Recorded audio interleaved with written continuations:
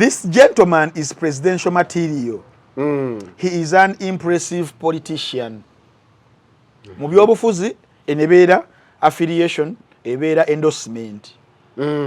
Naye ate ebeera contempt card ate kukuba. Mpuuga ayambala azine ensi yonna emulabye nti is presidential material kuba mwali mwagaana gwe okukiraba. Kakati mukukiraba nti omuduumizi w'amagye waakulaba n'agamba gwe oli presidential material. Kiba kitegeeza asobola n'okukubira saluti nti oli presidential material. Naye ekibuuzo ekyebuuzibwa, who is endorsing you under what circumstances, the timing.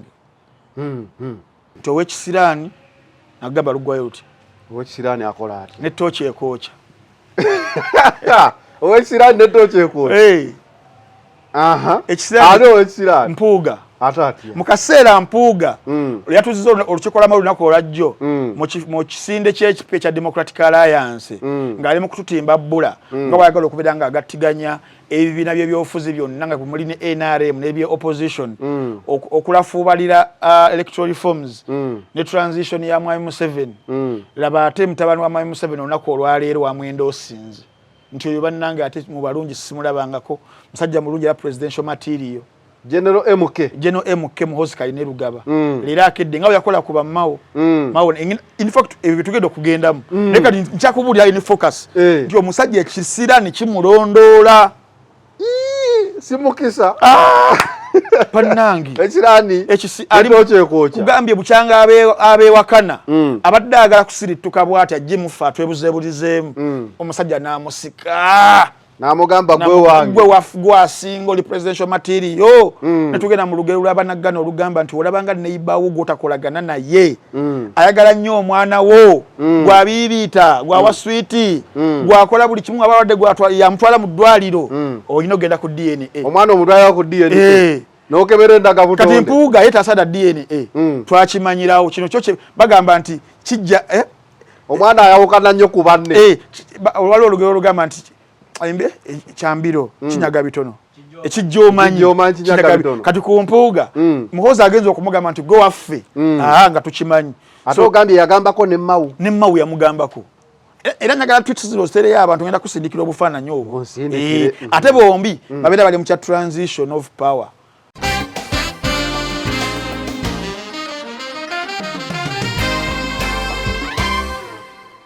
Kati awo Robert Kyagulanyi Ssentamu ne Saha era nga beesitula gye beesitula bagende balabe ku munywanyi waabwe mu buyimbi a brother in music. Mwe oba oda yabawa kamiliyoni temumukkiriza kubanga era nsuubira abantu basobola kwetuminkiriza ndiyo bali bageze ne kamera kyekyabagobya kituufu naye ati nkunnyonnyodde ebintu byaba star. Camera is part and parcel.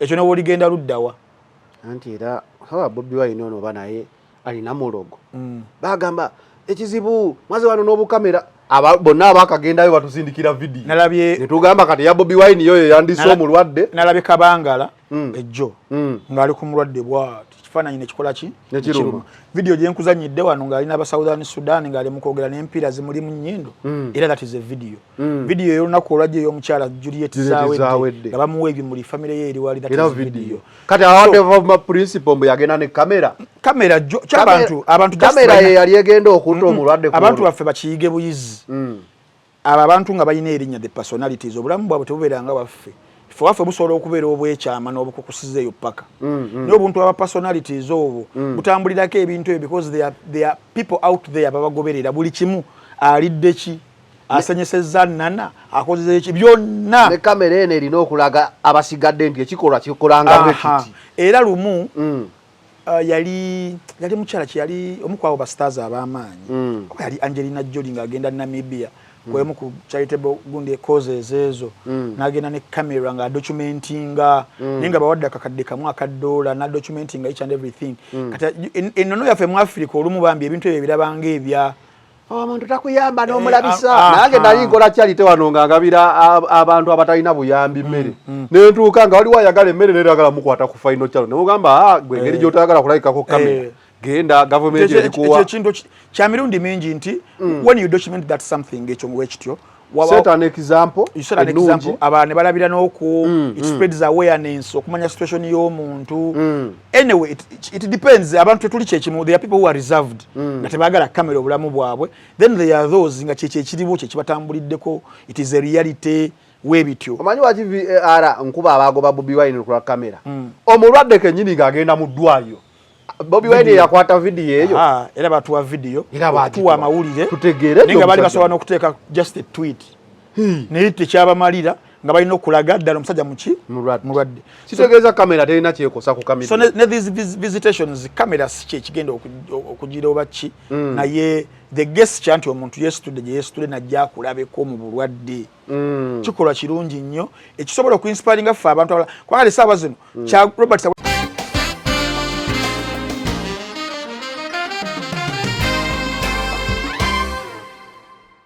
Linda Dan kyekimutuuseeko bannaye Linda Dan abaddewa simanyi lwaki bagamba she's back she's smaller she's biki Linda Dan abatamulabako mu 2014 ng'akola ku Urban what UBC Urban yali UBC yali akola ku Magic I think yali afaanana bw'atyo nga waali kati nga muwala mutono she was slim then ibanga we ligenda nafuna omubiri gwe yafuna ogwamufuula sensational okubeera nti nno tumulaba ne tusanyuka kati nga fe abagala ebisava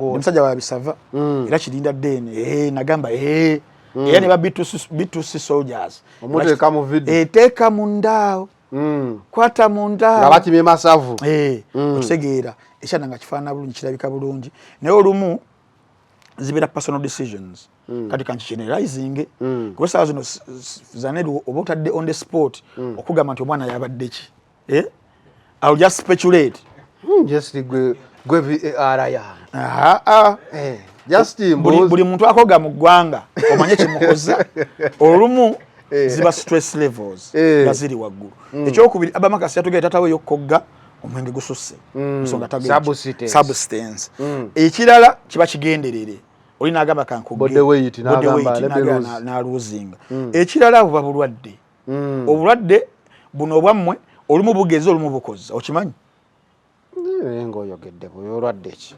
obwaffe mwalina engombe eyo yalwadde buno obwaffe n'obulwadde obutiika buweeka n'ekitiibwa yalwadde buno obwaffe sagala nze buyita bwange obulwadde bwammwe there are situations ezo kati I don't know which one is right nkwadde nga nnya oyina gye weerabidde ne drug cocaine ani crack oba ice oluusi ne family planning method esobola okukuboola omwana ali myaka egiyinza okuba nga mpulira abakazi abamu manyi kati nga ffe tukola ku radio baleta talk shows timusawo nateeka akaweta mu mukono ate nengejja nnyo oya nateeka akaweta kati ate kammazeewo kandidde so abaana ne ng'ojjeewaawo wini nuwaji wano yakeenderamu katono Nyashi never care it was a topic on social media gamba Nyashi eraga waaki ekiri abayimbi baffe abantu tebagala kukyusa tambi tokogga wano nojjo tugamba era njabera alikiriza nti bode gundi njabera alikiriza lambera nnyo wakyusi sagala kukogga naye nga ye buninwaji yali mukyala omubiri gwe biki okubalo yakogga omuziki gwake uninwaji nali naye ku Lwokutaano ng'alyati ngenda kuwa ka video kaakano nga mukazi akomyewo buli kimu kikomyewo yamala n'ategeera nti okukendeeza omubiri kina kyekijja ngamba ntambi abaana eyo yali AI bamukola AI ntambi nze omutuufu nzuno kankulaga video gonza okulowooza mpakano omwana bambi alina omubiri gwe kiriwa kinyabo abaana bajjanga kulaba kiwini nuwaji ne bakikwata ku bisambi ne kibakuba kasita byaggwako omuziki ne gugenda kati Linda Dan ono abantu bakeeranga ku NTV babiyitanga baki after 5 waliwo n'ebyo ebyekiro bye twalabanga mu dance party nga buli omu ayagala laba Linda Dan kati TV yakoze abantu tebakyalaba bazze eri ku BBS balaba binampijja bigundi bi Florence uno fire babe siyenze nayo ono yakoggadde ono naye ng'omukono gwo kwasi yakwata omubi nga kingamba deba nenyumirwa the final channel nkunyumira ku lwokubiri naye musajja gwoli naye ndanyo omukono gwo gwali gwagala kukwata ate kati kankulage ki Jasmine kinyabo ki baby kati nga Jasmine okoganga otugamba it is your personal decision. There are some decisions that are not allowed to be personal. Naye ntabyo onyumiddwa wannaye okirabo okifiringa comfortable mu kifuba kyange ki Jasmine nenwaji we yangamba nange nintambise ng'otuwasa babiri ne Jasmine ndami n'otuwasa musajja gwe fene tubeeranga ewuwo ne bagamba mugamba olinda bono video wena bunsinikira muteremu abantu أعوذ بالله من الشيطان الرجيم بسم الله الرحمن الرحيم السلام عليكم ورحمة الله تعالى وبركاته nze Haji Yasin kiza omusomi w'eddua nkola ku misango bula ly'abaana gwa yalimu okuzaala abonaabona anoonyeza obufumbo n'obutambulamu emirundi gyonna akaabya obwavu atalina mulimu ebizibu eby'amaka eby'emmaali omukisa yagenda e Bulaayi okukola toyina mirembe toyina mirimu nsangibwa Lugalambo ku lw'ejjinja osobola okukuba ku nnamba ezo ali ewala osobola oyita ku WhatsApp ku namba zange ezo z'olaba ku sikulini yo. Nana Habo Mouthwash ly'eddagala ettuufu ye nnakakasa mu kujjanjaba endwadde z'amannyo. Amannyo gakuluma bw'ossaayo ekyokya oba ekinnyogo gagasannyalala bw'osenya ovaamu olusaayisaayi oba ogayiza ludda lumu. Senyesa Nana naye weegendereza abafere tebakuguza kappa mu kutiya musange mu famasi zonna. Nana yakakasibwa National Drug Authority. Almutawa Enterprises Limited bano bakugu nnyo musonga za real estate zonna oyagala kutunda oba kugula ttaka wekwate Almutawa Enterprises Limited tulina ploti ez'enjawulo enteketeko bulungi ate nga ne bbeeyi yaazo esobokera ddala ensonga zonna ez'ettaka wamu n'okulikulaakulanya tuzikolako tugula sako n'okutunda amayumba era tusolooza n'abapangisa oba okulabirira ennyumba zo abakozi baffe bonna bakuguka era bakozesa mazima meereere tusangibwa ku Hoima Road Nasana Municipality Wakiso District Esimu 0757 oba 0705 tufuna ku WhatsApp plus 963623885 Focus 360 la final channel kwoli nga bulijjo every Tuesday tubeera ne Juggernaut Wine Balkeza Frank Antambi with In Focus with Frank Antambi kuda final channel omukulu yes buuza kubakola ku Focus 360 naye kooti nga ebuuse mu bbanga ekitogi anti bagambye abamakoti fa basinze okukenenula eggwanga nange enjambala njitya ngagala kuyita wakitiibwa Ntambi sikati sikati tumaze okujjawo bano ab'ebitiibwa ababyerimbisemu abatulaba ku Focus 360 ku the final channel mbanirizaako nate amannya geego Frank Ntambi Wayne Balukeza abasama mwayingiddewo mu ggwanga Uganda abantu abalala tugenda mu byalo kulya lunaku nkulu okubeerako ne baga abafamire gwe guno omwezi ogw'okulaga omukwano gwe guno omwezi ogw'ebikujjuko gwe guno omwezi omuntu okulya kasente ke ya saving bannaaye kasente ke wa saving ate guno gwe mwezi ogusinga obwavu gukulaganga atakolangako mwaka mulamba sikitegeera embeera sinnungi neffe weetuli okuba nga tuweereza abantu mu mbeera zonna fe abaweereza omulimu guno ogw'amawulire tetuwummula tetubana nnaku nkulu ne ku Christmas era Christmas olunaba lwakubiri era mujja kundaba tubeera wano kuba ate babeera waka nga ate batulaba kuba bate bagenze kukola ekinyambye eno ya lwakuna kiraka ya lwakuna enda lunaku lwa Christmas teba ya lwakubiri nemba ya lwakusatu owonye nembadde nja kubeerawo lwakusatu ojja kuba Wazubeda ate ye musiraamu tebimukwatirako ddala tebimukwatako munandabire eyo inshallah anyway Almutawa Enterprises Uganda Limited bannaffe ba real estate business mu ggwanga Uganda bakugamba nti no gwenna ayagala ebintu bya real estate beekwata omwaka guno nga guggwako bakufunire poloti enyumba farmland aba Almutawa we bakimala basangibwa Nansana just opposite Hotel Ivory ojja kuba osobola okuba ngo omanya ebisingawo Nana Habo Mouthwash bakugamba nti be basawo baakamwa akamwa kitegeeza ki gano mannyo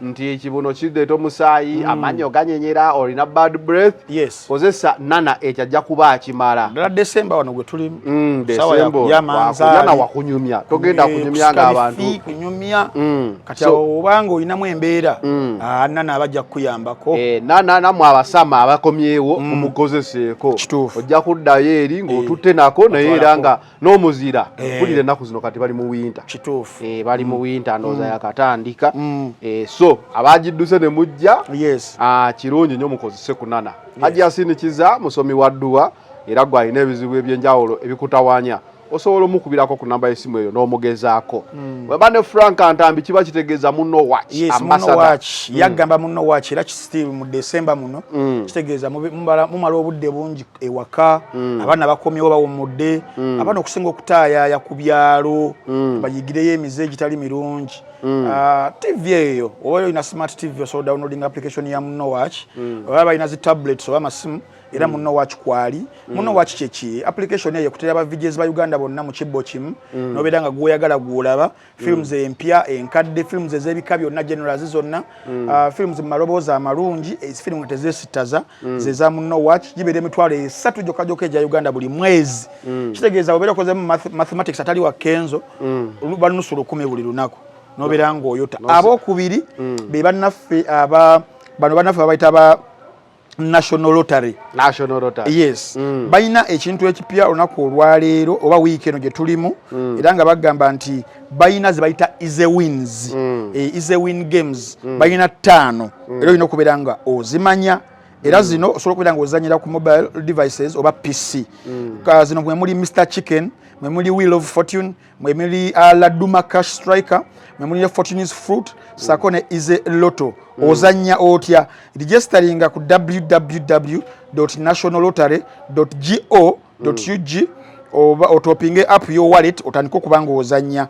Current offer omulundi guno nti bagaba 10% bazikuddiza ku first deposit in bonus play. Era offer eno eri valid from 3rd till 31st of December. So mukisa guno gukozese bulungi nnyo. So call to action yeri awo nti okuwininga kuli instant owangulirawo 10% bazikuddiza ku deposit gyosooka okubeera ng'okola mu luzannyalo olusooka era win share eri ku 2.5 biliyoni ze mugenda okubanga mulwanira oba okuzannyira ze zaateereddwawo manyi grand prize gy'owangula ze ziri mu kibbo 2.5 billion akunyuddeko 5 akunyuddeko 10 akunyuddeko zino zennyini omukisa gubeera gugo so osobola okuzanyira buli wamu akaseera konna ne baganda baffe abasemberayo ddala beba bwinbet.ug bwinbet eno yeekugamba nti go wena nyumira okubeera nga osiba emipiira w'emizannyo egy'enjawulo mu nsi abeesiga ba bwinbet be bakafulu be balungi be balina odds ennungi ezitaliko na misolo sente nga woziwangudde ku Man City nga we nagamba abantu sente twazirya amahadi nali simanyi ndi wagira ku mani naye embeera gye ndimu ate kati obagirira ya bwereere okuwagira ku mani tuwagira kati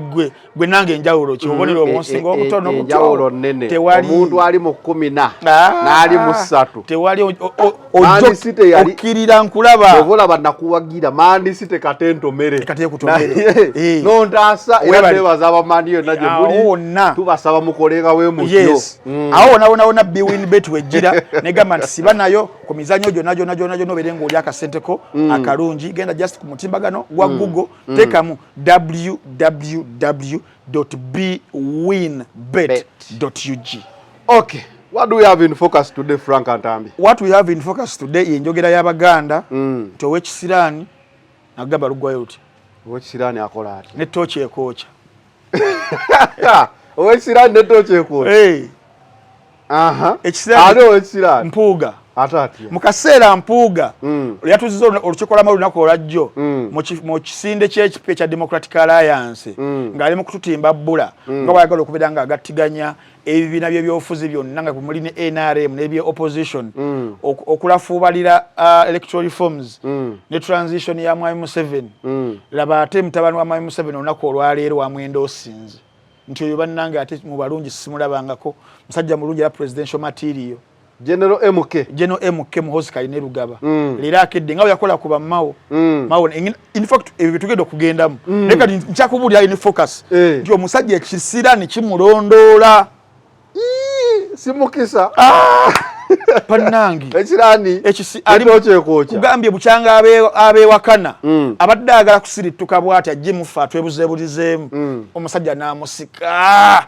namugamba gwe asinga oli presidential material netugenda mu lugero lw'abanaggana olugamba nti olabanga neighbor gwotakolagana naye ayagala nnyo omwana wo gwabiibita gwawa switi gwakola buli kimu abalwadde yamutwala mu ddwaliro olina ogenda ku DNA omwana omutwala ku DNA nokebera endaga butonde kati mpuuga ye tasada DNA twakimanyirawo kino kyo bagamba nti kijja omwana ayawukana nnyo ku banne waliwo olugero olugamba nti ayimbe kyambiro kinyaga bitono ekijjomanyi kati ku mpuuga muhoza agenza okumugamba nti gwe waffe nga tukimanyi ate ogambye yagambako ne mawu yamugambako era nyagala tweets zino zitereyo abantu ngenda kusindikira obufaananyi obwo ate bombi babeera bali mu kya transition of power pozo oli yamala n'agamba nasayininga oni namugamba we never talked about that webale nnyo kati bonna bigenda okujjanga bonna baba baabwe nti nno ate bonna zaalinga nsujju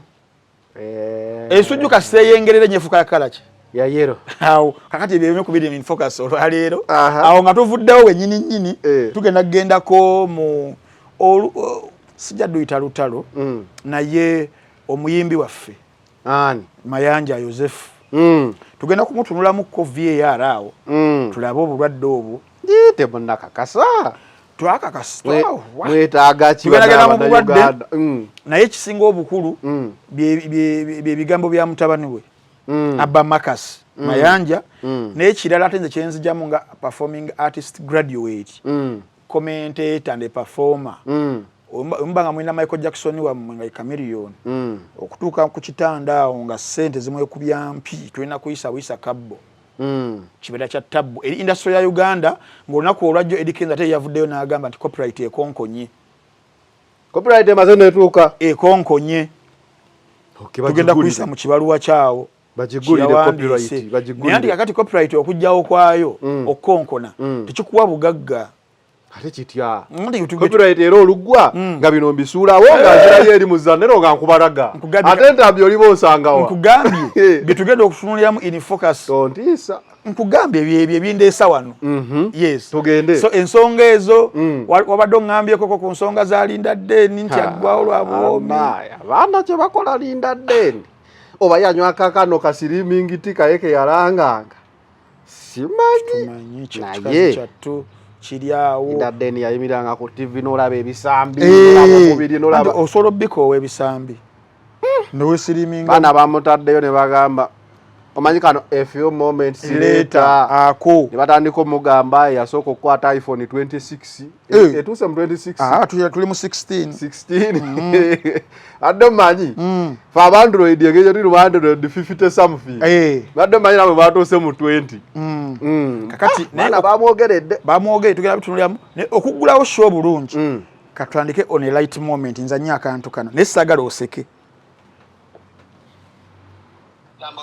omusumba bugi namumalayo bugirira tusonya naye nga tokimanyi tusoda kwongera kulwaza omusumba bugi bugirita ebayibuli lyasabire bino byayogera nti ekikulu kuto mu bayibuli tebiriimu omusumba bugi bugirita na mukazi we myaka 2-3 gye bamala naye namufuula omusumba bugi bugirita omusumba bugirita ngenda mubamenyeramenyera omutegere bulungi otunula omusajja maaso ngenjaga emukubye naye nga gamba alina enneema n'omutukuza maaso omwoyo naganyo seka awo tugguliddewo naye omusumba bugirita yete yamanya ati waliyo ejirira lyezikyasala ng'omwana oyo saha yabadde ku show wano ekya show n'entebe eyadda yani Purple Party n'akazanyiramu abantu omusumba bugirita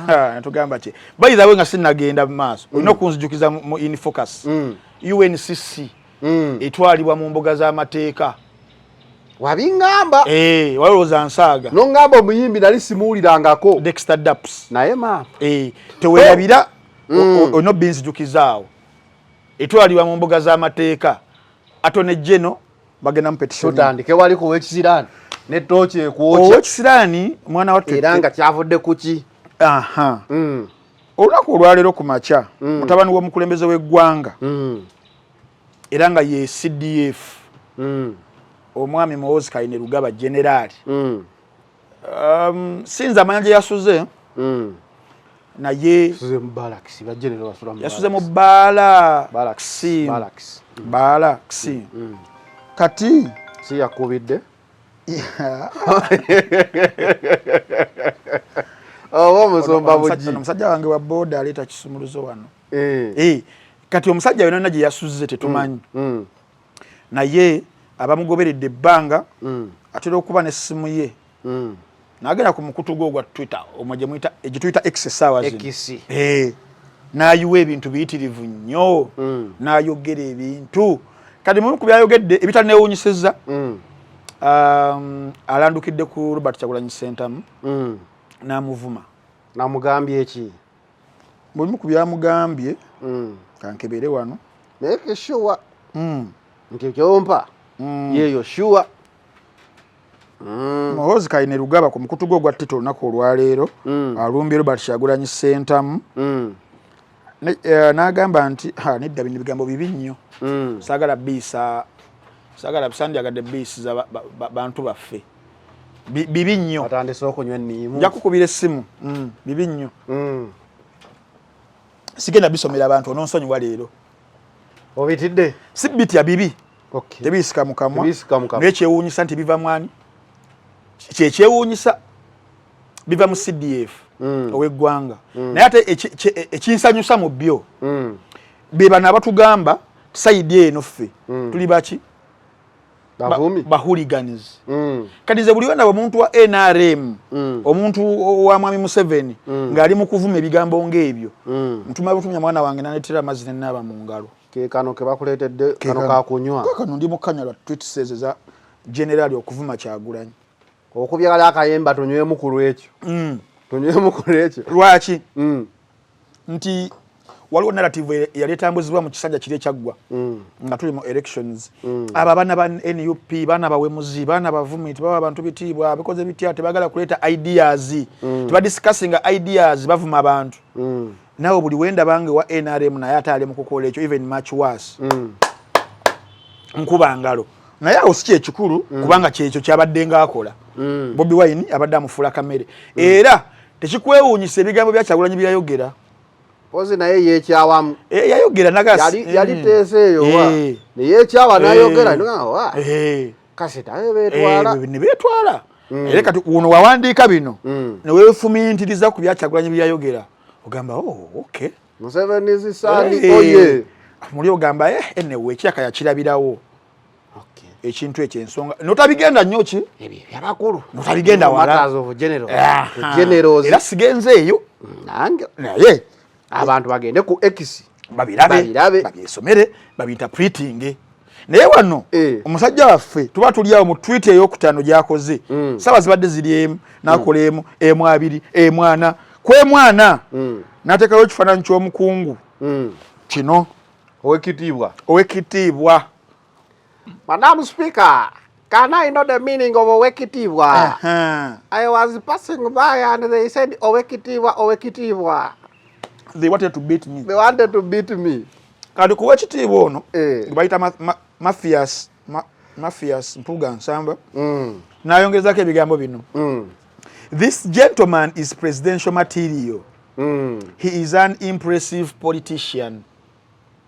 Mu byobufuzi enebeera affiliation ebeera endorsement naye ate ebeera contempt card ate kukuba Mpuga ayambala azine ensi yonna emulabye nti is presidential material kuba mwali mwagaana gwe okukiraba kakati mukukiraba nti omuduumizi w'amagye waakulaba n'agamba gwe oli presidential material kiba kitegeeza asobola n'okukubira saluti nti oli presidential material naye ekibuuzo ekyebuuzibwa who is endorsing you under what circumstances the timing the timing right now kumukulu Mathias Mpuga Nsamba one Democratic Alliance ye ekisinde ekigenda okufuka ekibiina ky'ebyobufuzi two he is still wanting to tell the people that he's still affiliated to the struggle opposition. And he's still telling the people ye rightful opposition leader abalala bikwangala abalala bipapula era yagala okuddinganya n'okubakwataganya sibe bye twayogerako bikewedde ebyo kakati omuntu ng'oli mu kuzimba ekyo at a time ngo oba olike empitambi empitirivu ennyo ng'olikekko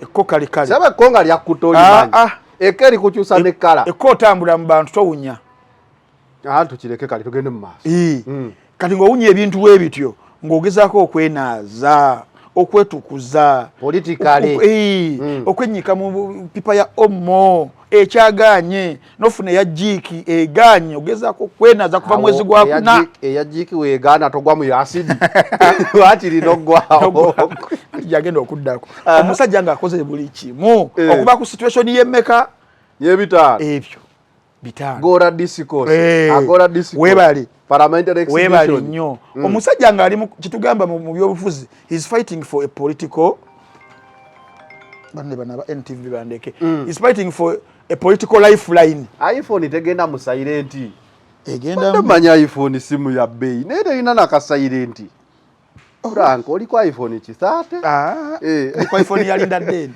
iPhone 2026 ati omusajja yagala political lifeline lifeline ya mpuga ebeera mu kubeera tuno bama associating n'ekibira kiri mu bufuzi oba bama associating n'ekibiina ekivuganya abali mu bufuzi alina kuba mu kibiina ekivuganya yes that is where he has to survive essaawa zino politically kati ng'ali mu kaweefuba omusajja wato omugwa agezaako gwesika gukyaganya agezaako gwesika omanye okubeera nga akutaddemu omugwa ng'okwatiridde wano booti naye ngeno bamaze okuta akatebe nga tebana kuta akatebe ng'okyakwatiridde booti laba mutabani wa Museveni najja n'akatema akatebe n'akakuba engwala n'olinduguka omusajja lunaku olwaleero bamusaddaasa olwaleero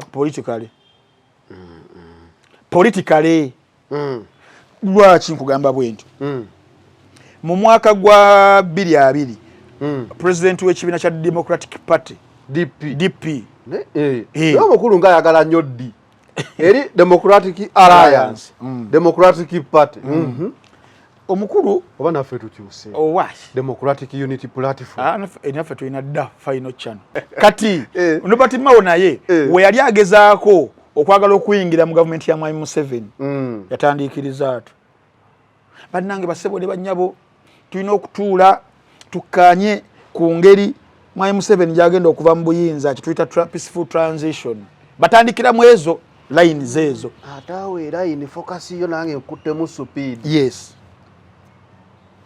like father like son lwaki njogera ntyo twali Masaka edda President Museveni agamba there is a good DP and bad DP nalaga mbidde ne Mao nga ye good DP nagwala good DP kati omwana agambye atya nawe wenyini wooli waliwo President Museveni stilo yali ali eyo ennyendo ng'anonya kalulu nayisaamu mpuuga eggaali n'amuyisaamu that is mpuuga mu kaseera kali nawe essaawa zino bali mu kumwenda osinga mbadde gamba mukulu Mao we yali agezaako okwagala okuyingira gavumenti ekisookera ddala enteekateeka ziba zaggwa dda ekiba kiddako how you're going to enter okitegeera nti you still have to be politically alive buli omu gyali gyalina okubeera n'amaanyi ge obeera nga obadde wa DP olina okuteekawo impression nti okyali wa DP eri ogenzeeyo okubeera nga muteeseganya oba okitegeera olina kyozze nakyo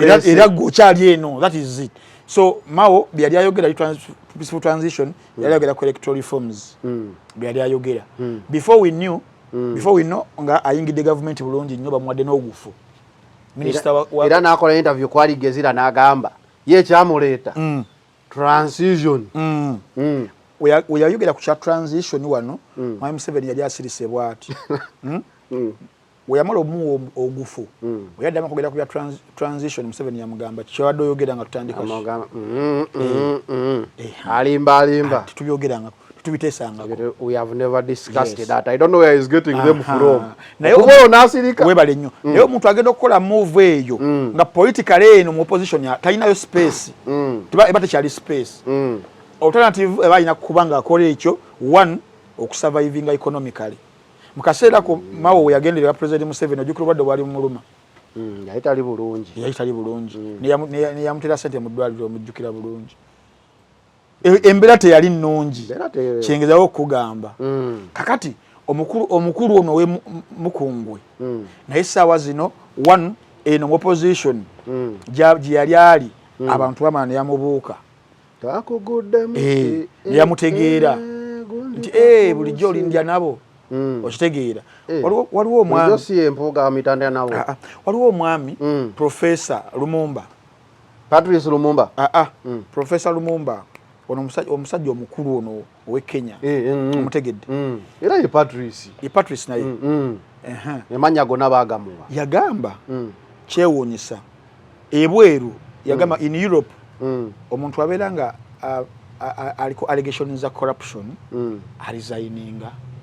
Kyekimu ne mu nsawo n'amenyaamenya continents. Naye wekituuka mu Africa omuntu aliko ebibuuzo allegations ku lyenguzi they present themselves for election.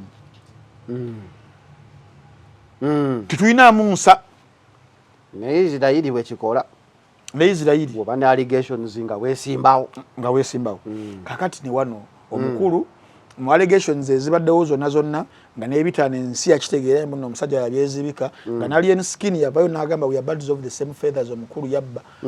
Kakati ate yona tugamba akoze Democratic Alliance ayagala gattaganya opposition bana abagirimu munnaye tebalidinze bulungi ye kyekyokulabirako.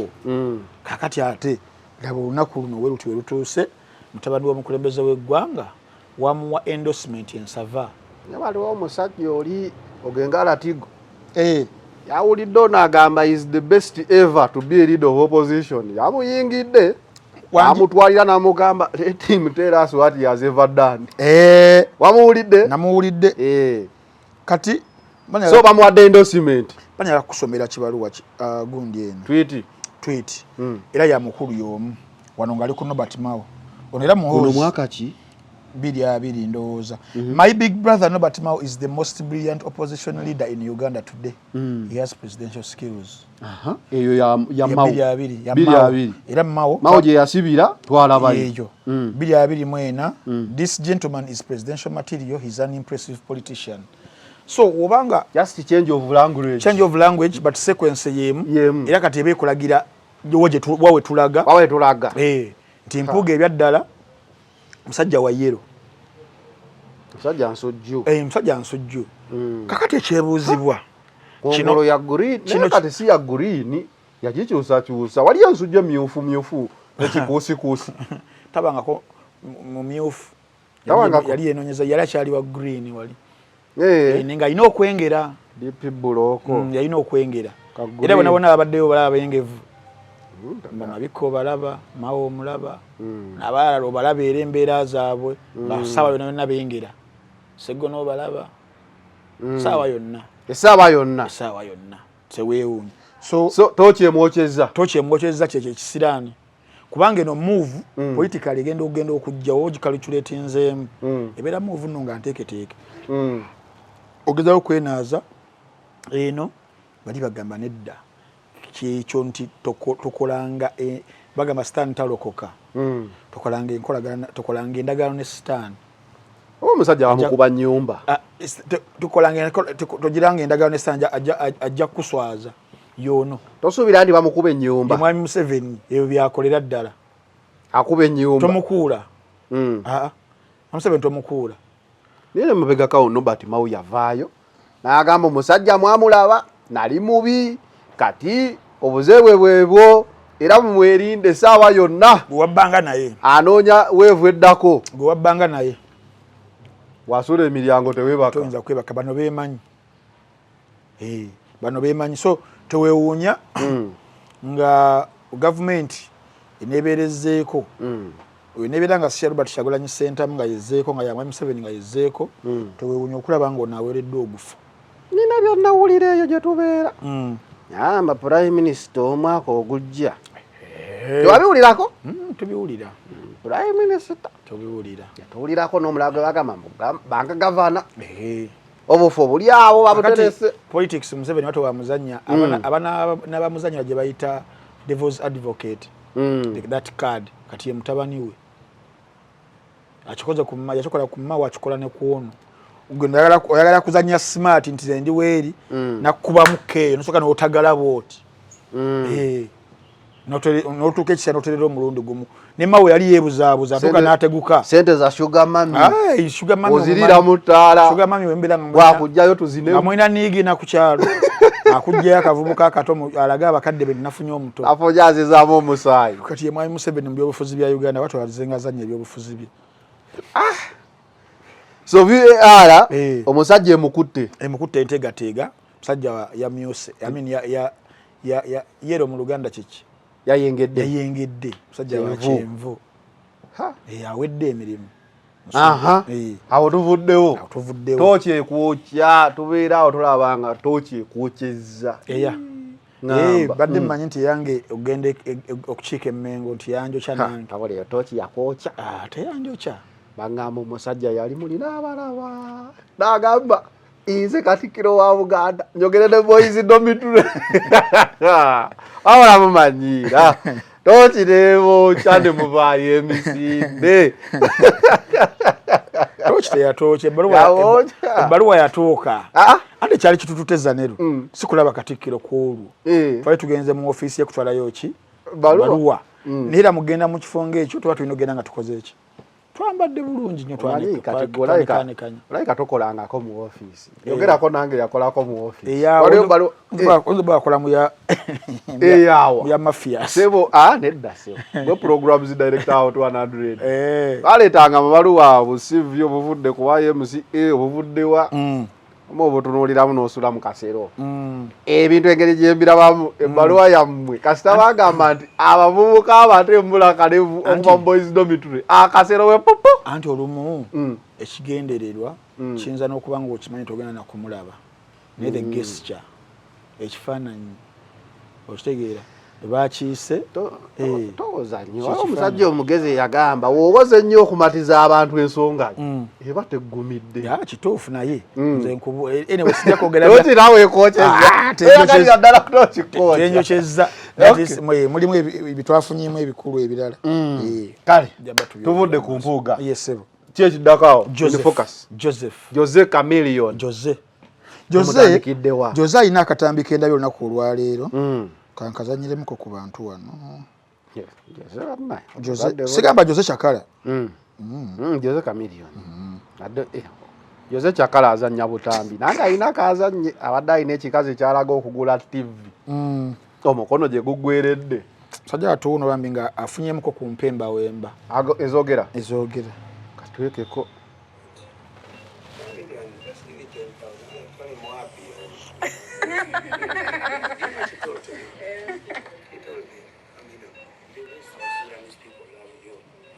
Is 5,000 enough for you not to go and sing for them? Yes. 5,000 is such a big deal. Okay. Now mom doesn't remember. Kansindikireko 5,000 bali mu 15,000 za dola. Okugenda Southern Sudan okwatendinga wedding ya ono mukwano gwaze ya mutachai. Siyone ya musimbula ekimotoka. Naye atuuse.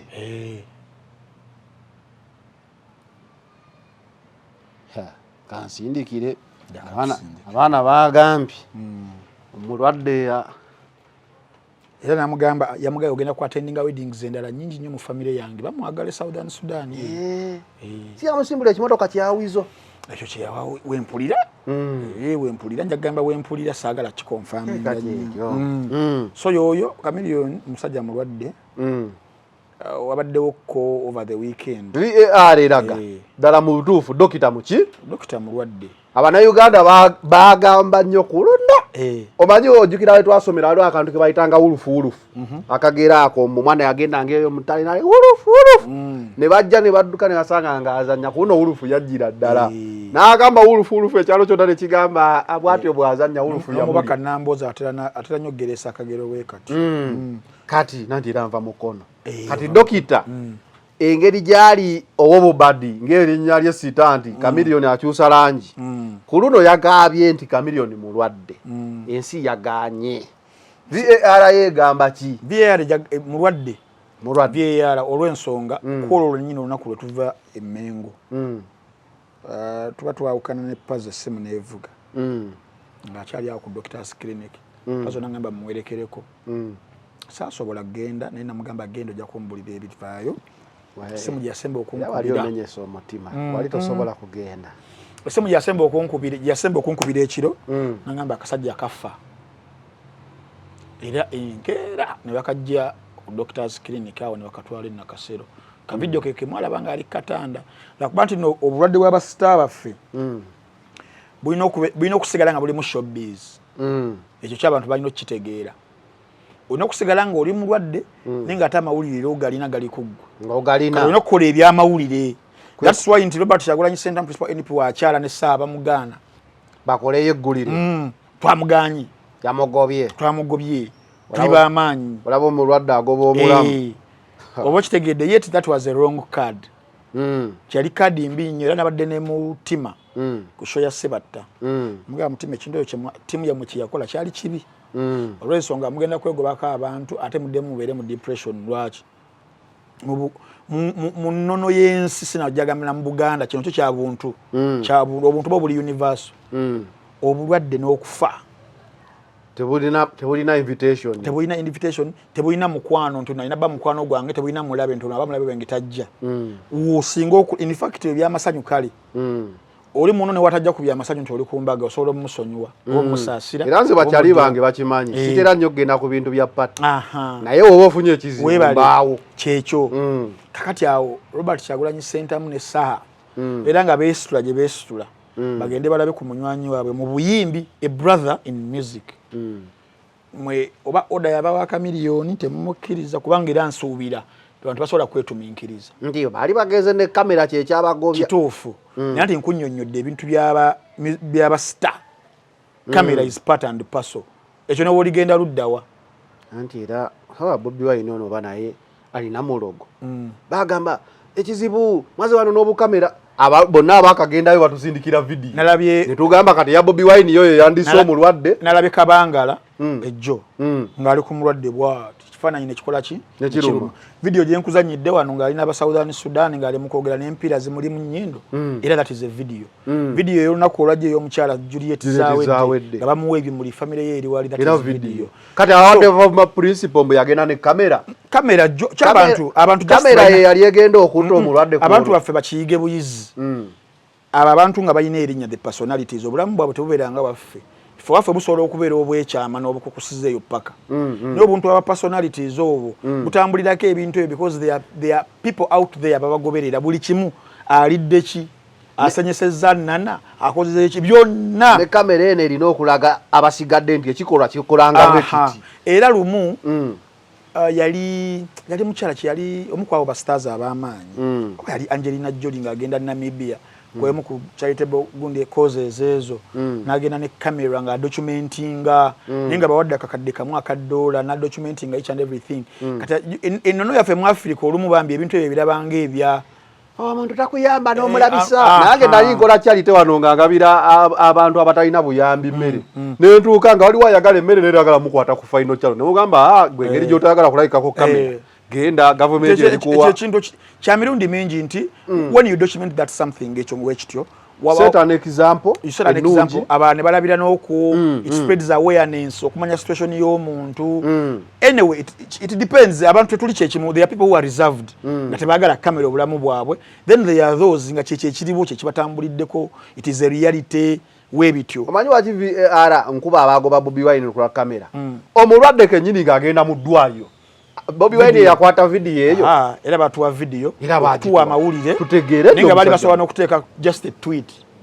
naye tekyabamalira nga balina okulaga ddala omusajja mulwadde. Kitegeeza kamera terina kyekosa ku kamera. So ne these visitations kamera si kyekigenda okugira oba ki naye the guest nti omuntu yeesitudde gye yeesitudde najja akulabeko mu bulwadde kikolwa kirungi nnyo ekisobola okuinspiringa ffe abantu abalala kubanga essaawa zino Robert Kyagulanyi Ssentamu ali mu kusettinga example Kyagulanyi yali muyimbi bye bakola mu buyimbi essaawa ezo mulimu bye bataakola bulungi essaawa zino alina akakisa okutereeza okitegeera kati zentale ziri mu bayimbi essaawa zino abavubuka bano ab'Eggaza ne bano abagundi omwesanga abantu mwekuba now these elder bano abanene balina okubalaga nti nno music asobola okubaako waakoma then obulamu obulala obwa bulijjo bw'okuba munono omutta wanaabeerawo future bano Katonda yabayamba baalwana naye n'abawa opportunity tewali yafa webale nnyo naye ate baalwana nnyo nga baali basobola okwetta ng'okimanyi mu ntalo za Chameleone Bobi Wine ne Bebekulu beekubanga naye nga omu wagenda ku kyanda banne bajja ne bamulabako oba okitegeera nti bo bakimanya this is show business. Show business yawukana ku bulamu obwa ddala kyemba nkulowooleza mu show business kyenkulowooleza mu bulamu bwa ddala that's why Bobi Wine asobola okukulaga leero nti wabe wafiiriddwa mu kisaawe ky'okuyimba yasookayo n'agenda nawaayo obubaka that is why Bobi Wine era akulaga ne bano abantu abazze bafa naye nga babadde ba critics be ateekayo either condolence message oba n'agenda mu kuziika n'akola ki n'aziika but there are people wono omuyimbi omu ye yagamba nti one wanaaba afiiriddwa sigenda muziikirako olw'ensonga yanjogerera kino na kino they are two different people omuyimbi omutegedde nzijukira mu Indonesia waliwo omuyimbi yagamba oyo Kyagulanyi newafiirwa ne tata wa Kyagulanyi yafa teyagendayo mbu wanyimba tata wange n'omuyita gundi nze sikusonyiwanga kati wabeerawo abantu abo Mr. Katala wabeerawo abantu abo nga ye that is him wabeerawo abantu abalala bakuzibwa olwo abantu abalala Kyagulanyi yakuzibwa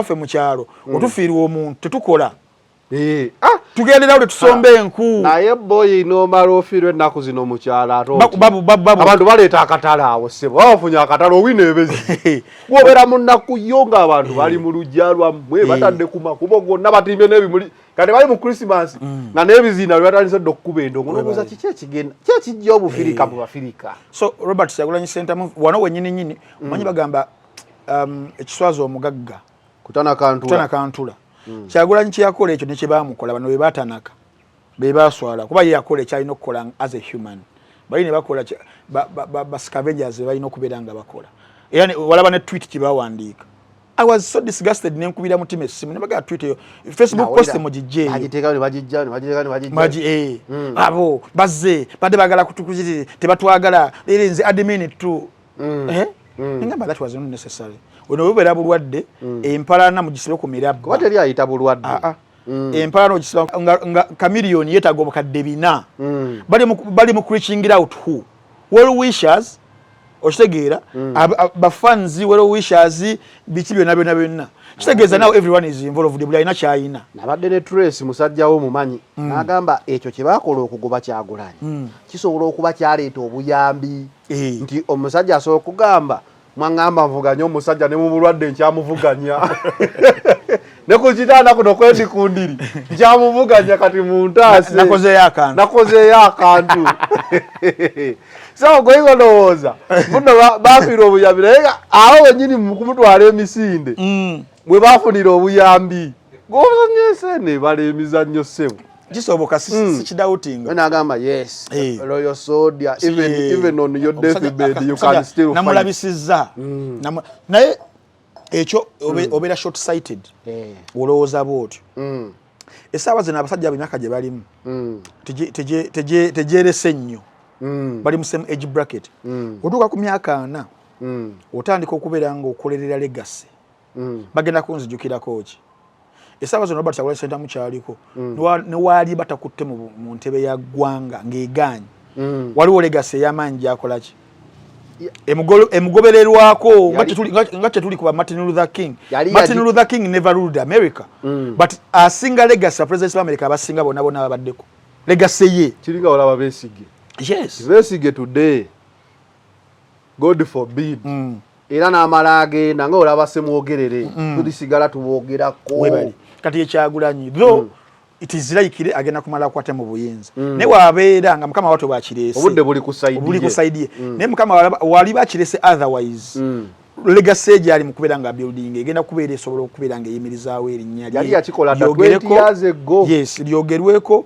inspiring other generations Kyagulanyi ayambala enkofiira bbiri nagamba abantu tosobola kumawula Kyagulanyi nti no ati amuveeko totalanda also bana bayimbi bali bagamba oyo yasesetuka ddag yali mu leadership asigale eyo nedda neno mu art wasanayo leadership wasanayo obukulembeze wasanayo okuinspiring abaana abalala tagenda kubeera nga bali abalekerera art tibamulekawo nga teyamufuddeeko bategeera later mbu art asobola okubeera nga ayamba eggwanga ne balyoka baagala okuba nga bakomawo beefuula bakola ki abamuyamba so Kyagulanyi art asobola okumuyamba even nga tanaba kubeera mu bukulembeze with guidance beyagambanga ba Eddie Kenzo they are going to make you look like useful beggar, I mean idiots. Whenever beggars mwenga musaba send. Before you know it baluwa ne okitagira kigamba. Sajja abyogera. Yes. So the guy is a prophet.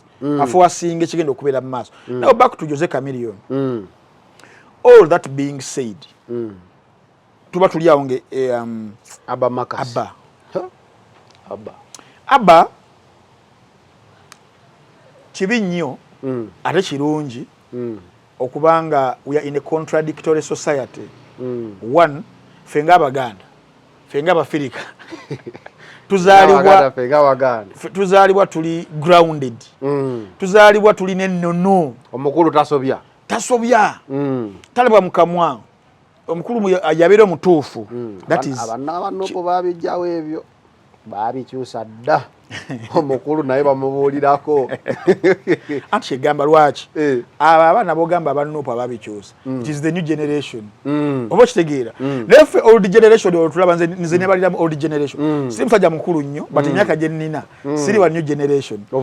Ndiwa old generation era wemba nina kyenjagala okugamba omuntu nga mukulu nyinza okumagamaga webwalabwala naye kati abaana bano abatoototo myaka 2-25 tamagamaga akugamba as is okwasigalira fa abathadi fulo betumagamaga n'owumba n'obikirira aba 4 ate bo tebogerera ddala aizo ffe tumanyi okwasa mamuka okimanyi mu bintu byali lupaze ebyo tugenze Mengo nafuna essimu okuva ow'omuyimbi omu nakati MP wa maanyi nankubira essimu nagamba professor enamba yo ninyonyereza ebba neweeba naye nga tasobola kukyogera publicly oba kitegeera ntogera kakati generation gye tulimu nti Abba Makas Mukwate is a Mereni is a what is a Gen Z muto is 19 years iramba ngamba taweza na 20 is 19 usegera muto Makas mukulaba nti muto omanjagala abantu tubeere walakitera okugamba nti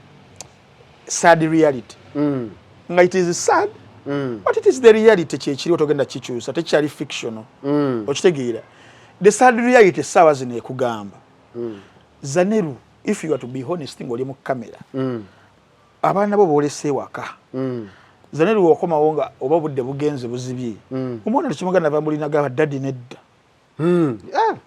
where have you been why didn't you come back early? That has to stop zomona yangamba that has to stop nemutunulira nenzijukira nze tata wange sola do kimugamba nga emboka eyinzo nnyo neri tannakingamba naye nsubire ekyo takingamba kubanze ndi generation nawe tojja mukuba olw'ensonga why have you come back late dad? Yes kati nawe tojja mukuba because omwana olaba nogamba omwana nanchallenge nze okitegeera era ebiseera ebisinga abaana baffe betuzadde bana abatoe waliwo omuvi bagita Gemini Man ya Will Smith nga ayina the younger version of him okitegeera waliwo wootuuka n'ogamba omwana mpadde reality check kankyuse namu nga wuwo ate owuliriza nnyo omwana n'olaba nga yeggwe oli mu bode y'omwana omuto that is you what owalirowoozezza singa ebadde generation ndala kati Abba Makas byayogedde byonna olunaku olwajjo singa oba obuuza Jose Chameleone ayinza okuba nga ye talina offended n'omulundi n'ogumu wabula nga ate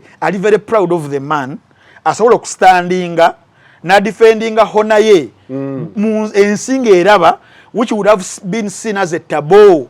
Kati ku Chameleone gwe tutegeddeko ali very proud ku Abamakasi webale era nange nezaala omwana asobola okwogera nga Abba musanyufu kyegambe ekyo akaana ataake bwala wala kyegamba nti kati naawe omwana ojja kugamba nti ozzereeti tokiddamu osooka ogambe agambye eki then ogambe oyinza obutamugamba ye nga ye naye ogambye mukazi wo oyo nno yenze alimu elements zange oyo kuba Abamakasi olabira ddala nga ye kamiliyoni yennyini yeetaaga na DNA alabye abantu abavuma Abamakasi negamba bano balabika tebamanyi kamiliyoni n'ekirala tebamanyire kyedi mu kunnyonnyola the sad reality badegamba abantu sagala mpulikike nga someone ali dismissive okitegeera because there are people out there abaholdinga ebintu bya culture ekitegeera ebyennono omwana alina kubeera grounded bwati gwekimanyi saawa zino there are other people nga bakyakuba abaana they are there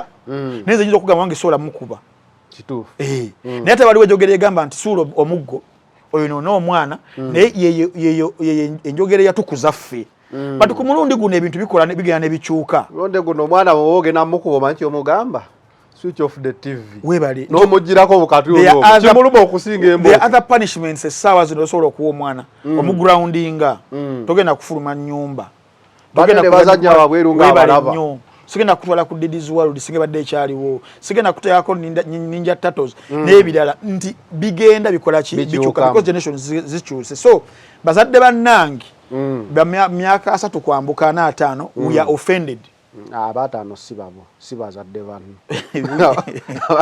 20 mwasa okay tosobola ne 40 zituli wala ne 40 era sibabo we feel offended of what Marcus did.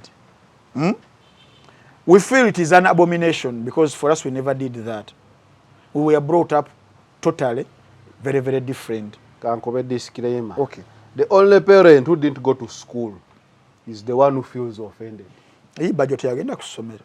Alina ku mobs. Yaze ku mwana na muvuma bubi nnyo. Nina gwe nalabye kagamba. Oya sama oyogera oluzungu. Teyategedde nabyo boogera.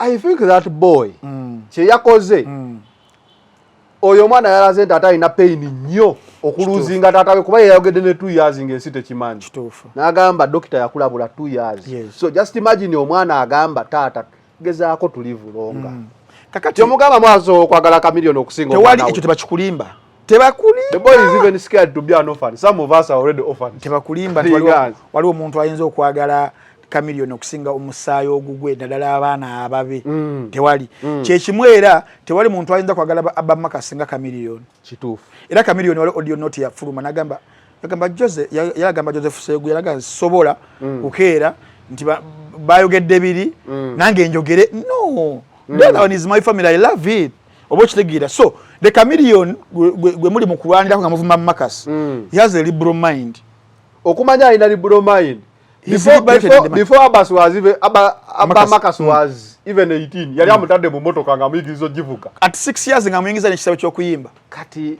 what are you talking about mulaga nti munyize nnyo omusajja nze abanyize sobola banenya tebategedde bye banyigiza sobola banenya olw'ensonga nkugambye ebintu tubiraba different nti essaawa zino wakyaliyo omuzadde myaka 5 ng'alina omwana ku campus wa myaka 23 naye nga omwana abakomyewo leti nga kyabeera naye nga anyuza okitegeera ovaawa biki weebityo gye bali there we have different groupings of parenthood okiraba kisinziira ku how exposed you are sometimes it isn't even about the books but exposure then you liberate your mind I never want to have a conservative mind nze nganzi tekintu nga wekiriba nakakano na bulijjo nedda ensi ekula era bagamba if you don't embrace change will change you you can be conservative on something naye ng'ensawo yavaawo ojjukira ebiseera bye twabeerakaawo nga bazadde baffe nze njukira muzeeyi wange nga sister wange okwambala ku mpale embooko evaayo just empale ne kati abaana bambala zi jeans ne bakola ki tutandise okubeera nga tuvaayo eyo omwana akubaka mini dress nebaza muzeeyi wange I've been with this for over 15 years now naye zamuleeteranga obuzibu bungi nnyo evibali nezikula nezisiigako ne wano ngeza okujja ku final kyano nga ntandise okukkiriza byaŋŋamba nga nzikendeezaako but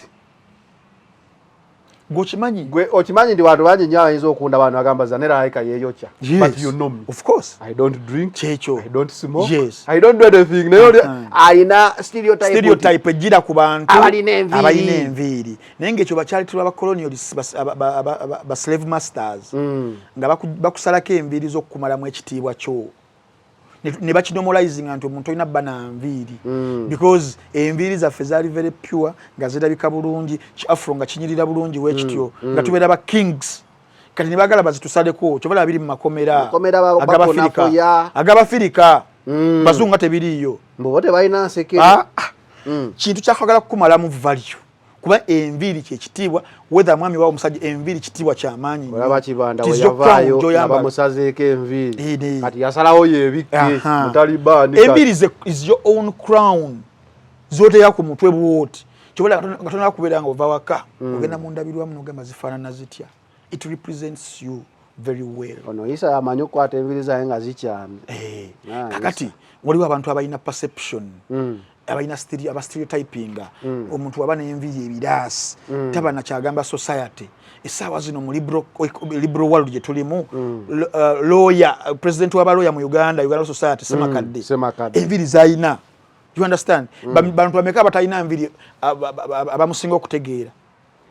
Ate abakoni mani abasinga bambalanga kikyo webale nnyo bambala ettayi ne bagisiba ne boogera oluzungu ne gisinga si final kyona nibadde nyambala majini gange naye wajja wano nga nyambaliddemu nga zamba tutukira nayambalanga musajja wange wano kujjukira twatandikira nayambalanga hip hop zange baseball bekineka olumu okusonjera kale ku topics zogenda okuhandolinga ogamba wayi lemme kanyambalye bwendo okusinziira okitegeera ku bantu baleme kufuna contradiction ya message ne dress webale nnyo kuba sina budde bugenda bannyonnyola mbu it isn't about what I'm dressing, it's about what I'm presenting.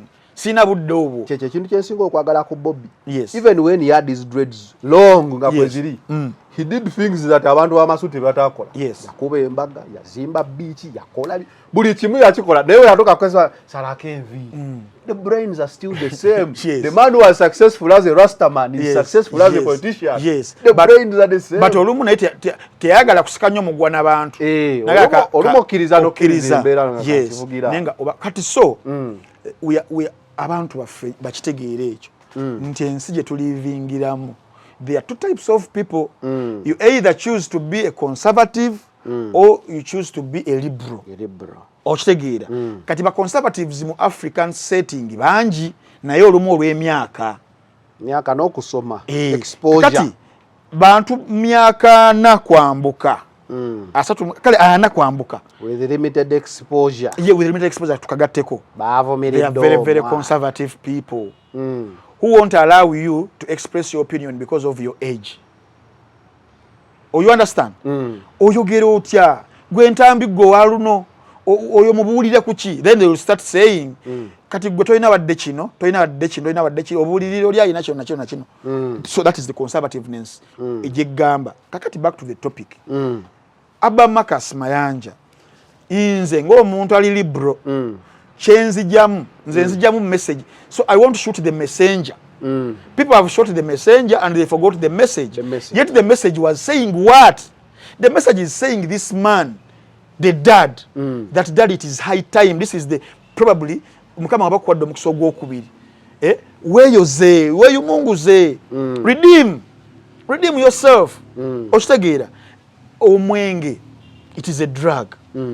Drugs zissa abantu bameka bayitirivu abantu abavudde ku railway ne tubaluzinga ab'ebitone ebyenjawulo ba Michael Jackson, ba Whitney Houston, ba Macaulay Culkin, ba Leather Hija bayitirivu nnyo bafudde olw'ebiragala. Naye ng'ekisinza okubatta kiki olumuza neru mube kati gobera wabeeranga ennaku zino oliza tokyabeera nnyo mu bayimbi naye mwabeeranga mu bayimbi nga asinga okufuuweeta ennyo oba okunywa ennyo yabeera owakabigwe muwaana. Ekyangoba mu bayimbi abo byebyo ogenda n'okyalira omuyimbi n'obeera awo n'afuuwa enjaga oddayo eko omutwe gukuluma passive smoking abayimbi kigamba but because kyosaasira nti also lifestyle kati mu performing arts lifestyle kikulu because sometimes kibuildinga ne kugundiyo webityo kanakunyumiza mu America bali ba rappers nga oba toyina street credibility kyota street cred album oyinza obutatunda ng'oyinza olina okubeera ng'olina background ng'obadde gangster badde otunda ku mmundu badde onywa kayaga okatambuza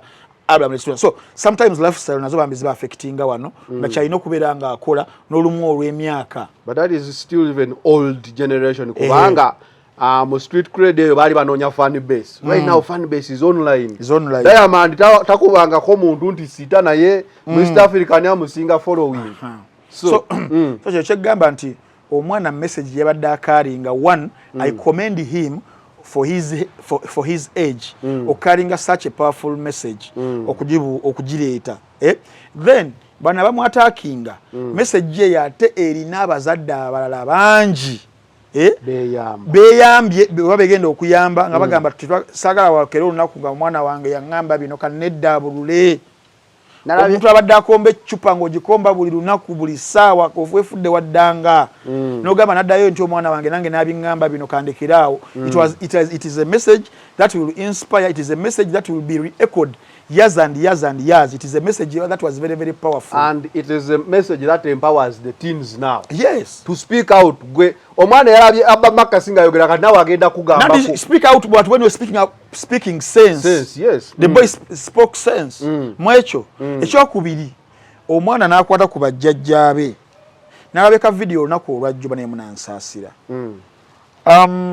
Family matters zino kibi nnyo zidiscussingako. Naye abantu abali mu public space edo era tekyewalika olw'ensonga babituwa naffe ntubiraba. Mbabeera mu zi meeting nokwata zi video nituziraba online nga we have to comment. Walabeka video ka Clever Jenga agenda okutulira mama wa Chameleone. Nakalabye omwana nga akataddemu ono. Nakalaba dda ne bakakomezzaawo. Bakakomezzaawo kati agamba ono maama tasangika. Siwa bulijjo. Nga muzeeyi Gira lyagezaako okuteekawo ttawulo ku mutabani w'oli. Sula ttawulo. Bukenya, ye Bukenya, Clever J. Muwonge. Ye mutabani wa Muwonge muganda wa Gerard. Naye ng'omukyala wali obusungu bw'alina.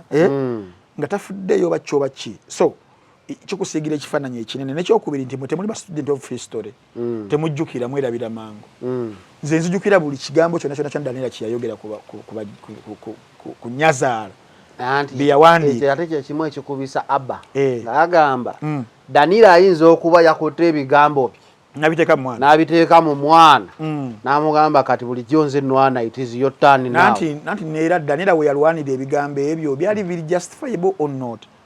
Sometimes obuzibu bwe mukola Zaneru n'abantu abalala nti muva ku message ne mudda ku messenger oba kitegeera oyo Daniel ayogera atya Chameleone wano wekoze biki yamukolera kyonna nedda tufuneyo ko ku budde tujja tunulira Daniel edda naye the message because the message yegenda okutaasa buli kimu not the person message yetaasa okitegeera wabeera nga jjajja waabo abaana yabagamba yayogera ne ku kigambo ekyo nti mujja kutunda ennyaanya ne maama wammwe temujja kufuna kantu konna nga Chameleone afudde bajjajja ki abayinza obigamba abaana. It tells you more about these grannies because if nze ndirako enough what I am saawa zino olunaku lwaliro jjajja wange akicontributize ebitundu nga 7 ku 10 just like me oba kitegeera jjajja wange buli kimu kakati wobeera nga kwekyo at least tenderness ne mama waabwe mumujojjobezza okitegeera. That is if Daniel byawandika byonna byali bitufu but no one came to challenge them because Daniel even had the proof yagituwanga n'omwana ne miscarriage yafuna omwana yawanga n'omuziika ku bijja tubabiwulira okitegeera ayogeza busungu obusungu bwo buveeko tufe ku message n'ogyeta mu busungu nga message ntuufu esigala ntuufu bannange naye kati mwe muddaawo ayogeza busungu obusungu we mbujjamu onoowuliriza message gye nkugambye mbujjemu oba okitegeera. So the family of Mayanja mu luzungu bakiyita a dysfunctional family. Omwana asobola okubeera nti ate yagenda okusavinga the family yennyini ekitiibwa kyabwe naki byonna kubanga bano abala balemeddwa Katonda akola ebintu bye mu ngeri ey'enjawulo. Just like Chameleone rose the family. Yes. Abba could be the one who is going to save the legacy because the dad has built the legacy. It is there, but it is going to go down the drain if he's not held accountable. The boy was asking for accountability. Instead of okuwa n'omusajja nti gwasinga okunywa omwenge mu nsi yonna tukongere n'omulala. Mubeera accountable gyali mubalirire obulamu bwe mubalirire ekirwadde kyalina We want to see Chameleone in his 80s. Webale nnyo. We want to see Jose Chameleone who can retire at 50, but he's going to build studios. He's going to build a record label. He's going to inspire other musicians because the guy is very, very talented. He has done it. Tewali kintu ky'obanja Chameleone mu kuyimba mu Uganda. Tewali kikulimba. Yabawa ne bonus ne zigwayo. Buli kimu. Kaka now we are trying to save the to person. See the Chameleone will be 70 years. Yes. We see Chameleone.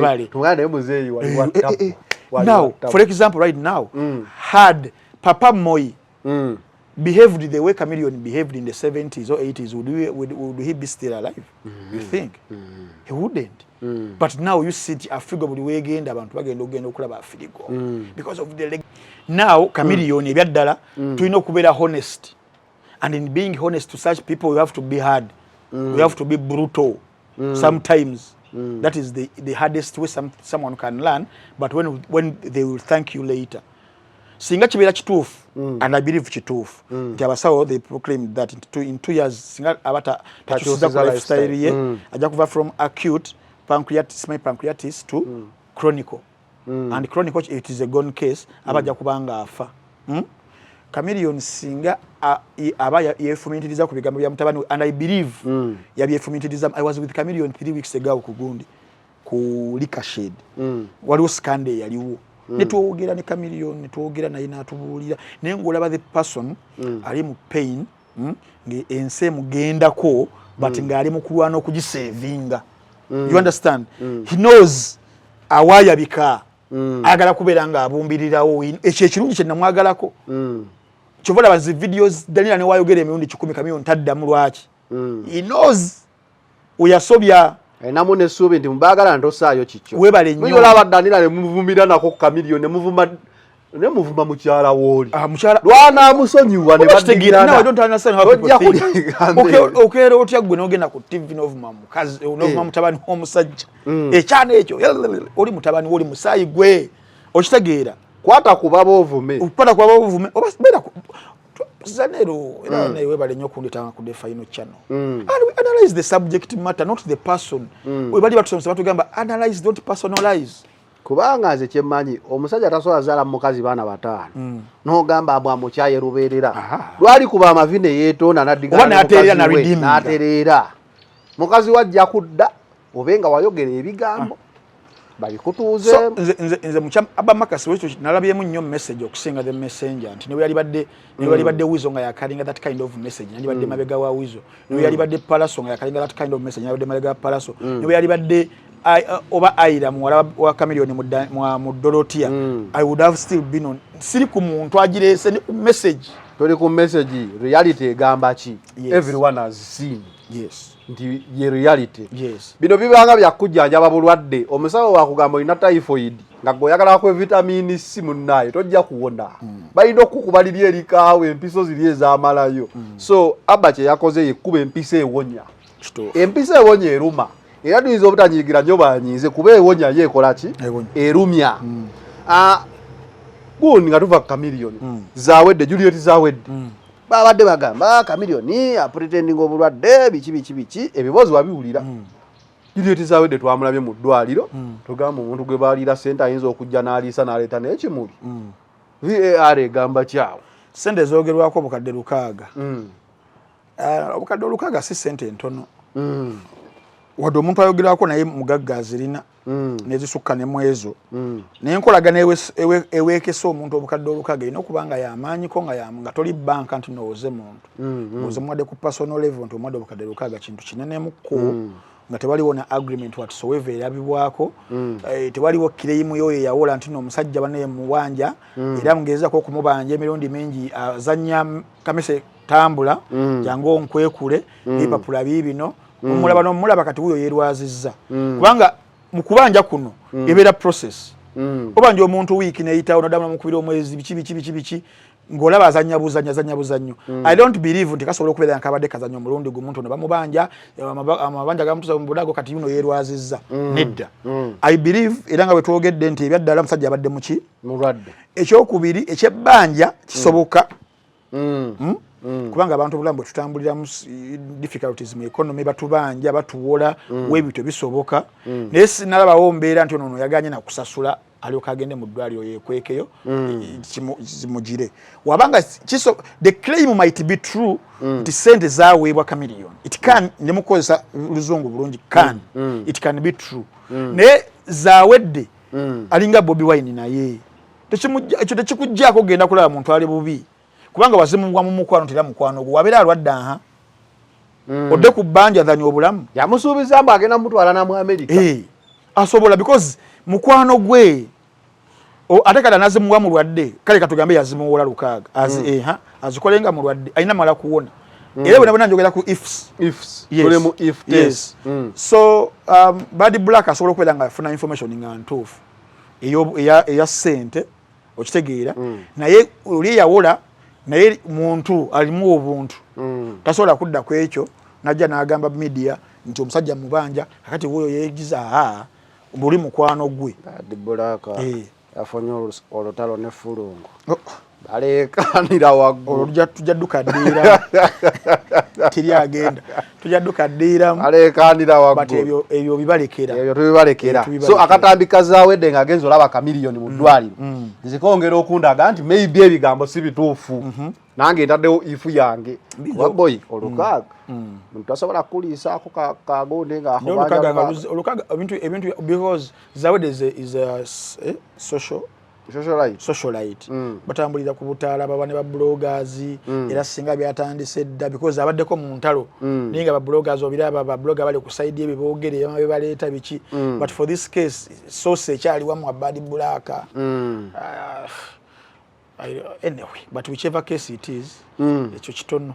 What do you have in focus tunga tumaliriza? We have Eddie Kenzo copyright finally wangambye copyright ekonkona kamalo genda okupasomera ekipapula kino musajja ejo saa zali ziwera 5 ezekiro Waki yabiteese kiro nga amanyi tetujjako biteesaako Shaka Mawulire nawe yagafunidde and he has been a champion of this so ku side eyiye ebeera triumph y'amaanyi okubanga baganda be balemereddwa bamu tebafa nayo kubanga copyright ebeera amended wabeera nga waliwo essuubi waliwo green light ku side eyiyo muleka na jubilating so yagambye yabula tuwa updates nagamba I'm glad to inform you that the Copyright and Neighboring Rights Amendment Bill 2024 was returned from the Parliamentary Council and has been approved and overwhelmingly supported by Cabinet today.